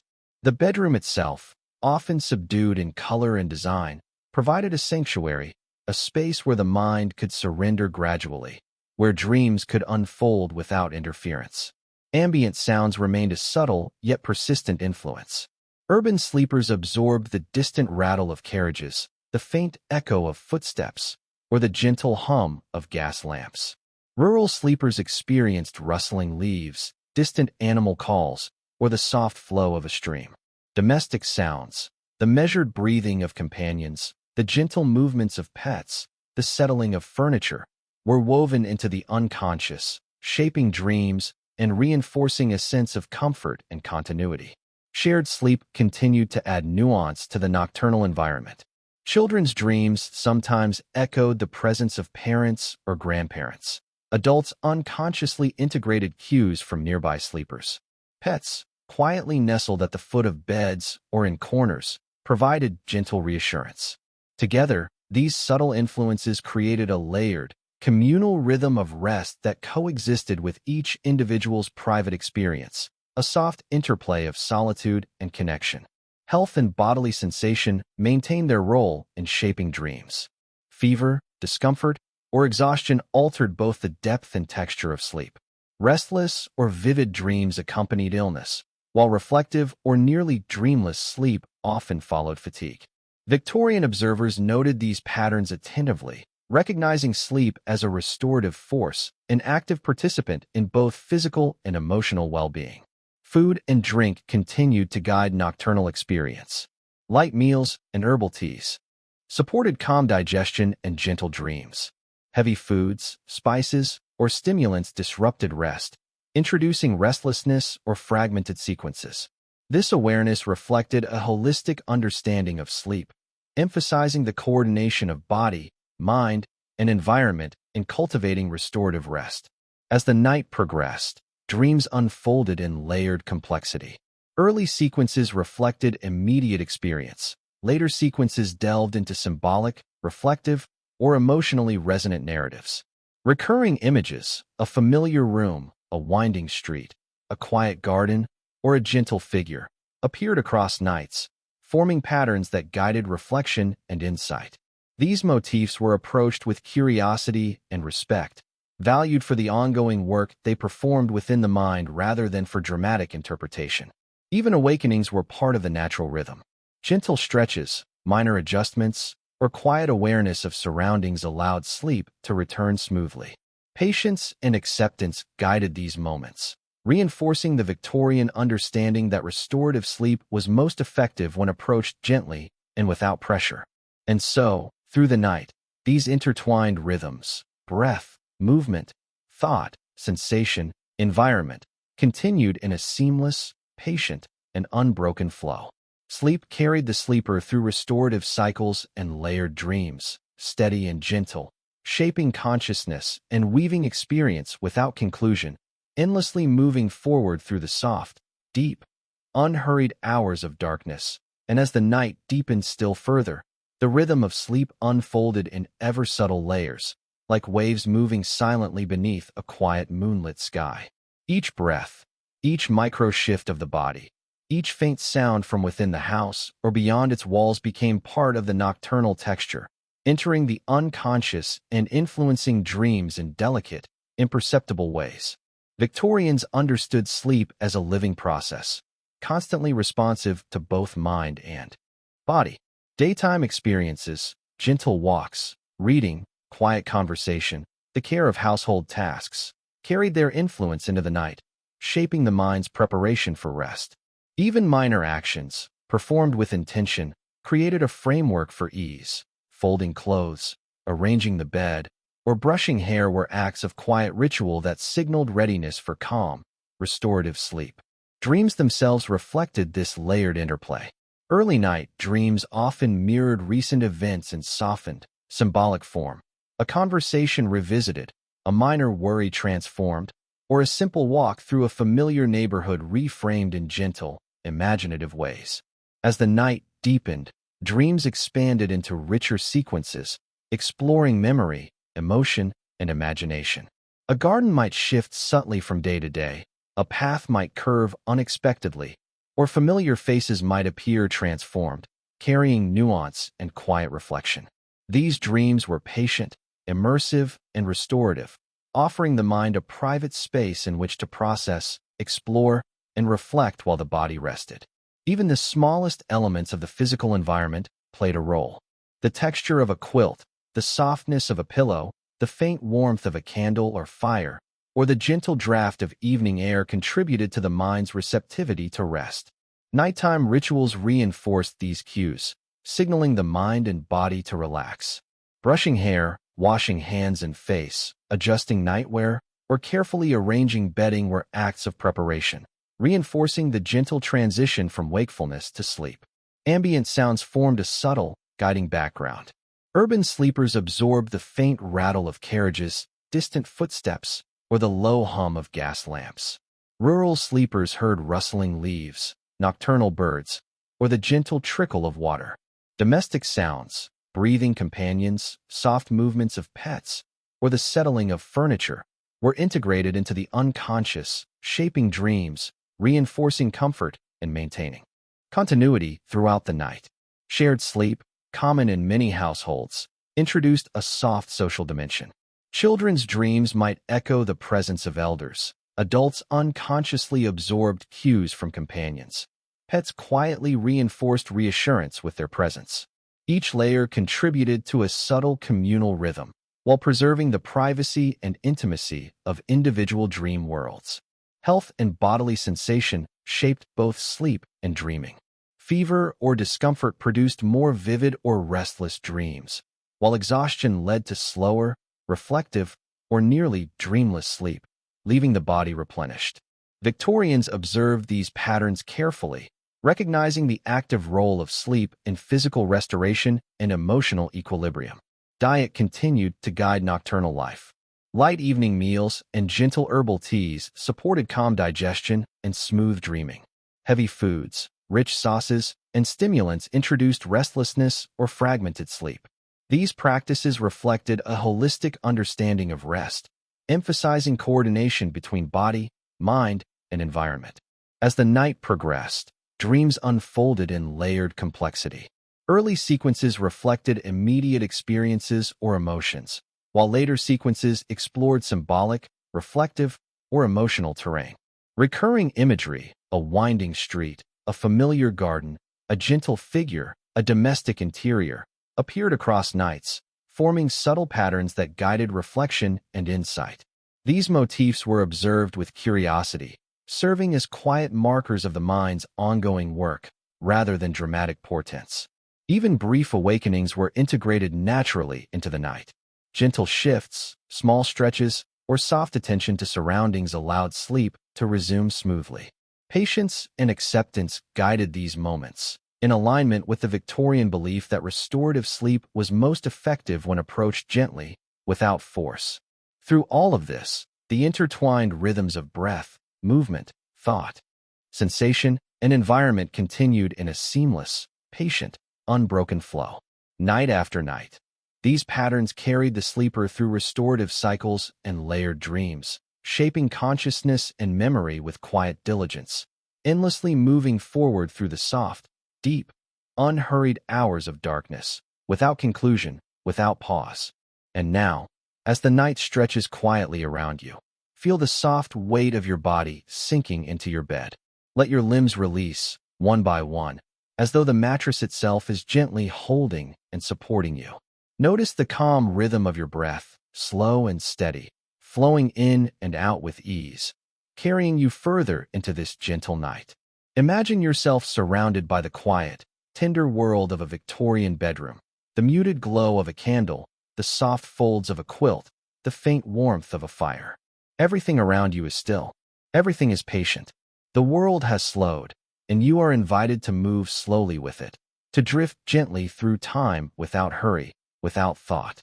Feel the hush of the night settle over you like a soft blanket. Allow each sound, the whisper of air through a window, the gentle sigh of the house settling, the quiet breathing of companions or pets, to become part of the rhythm that guides your mind into rest. Nothing is urgent. Nothing needs attention. Every small detail, every soft movement, is simply part of the calm current carrying you forward. Let your thoughts float freely, without effort, like leaves drifting along a gentle stream. If any worry or tension appears, notice it, and then let it glide away. Each inhalation brings relaxation. Each exhalation releases everything that does not belong to this peaceful night. You are safe. You are held. You are exactly where you need to be. The dreams of the night are waiting for you now. Perhaps they will echo the whispers of the Victorian world you have visited, quiet reflections, familiar scenes, gentle figures. Perhaps they will be entirely your own, filled with soft colors, slow motion, and serene landscapes. Either way, they will carry you deeper, guiding you into restorative rest, moving you effortlessly along the gentle current of night. And as you drift, remember, you do not need to understand these dreams. You do not need to hold on to them. Simply allow them to flow, like a quiet river passing beneath a moonlit sky. Let your body soften. Let your mind soften. Let your awareness fade into the calm, tender rhythm that surrounds you. Night deepens. Breathing continues, steady and slowed. The world is hushed, and you are drifting. Let the calm carry you fully now. Let it flow over your shoulders, down your arms, into your legs, filling every part of you with softness and ease. Let sleep take you gently, without interruption, without effort, moving you into quiet, restorative darkness. And now, as your eyes close completely, as your mind releases, and as your body settles into perfect stillness, allow the night, and your dreams, and this gentle, flowing calm to carry you all the way into rest.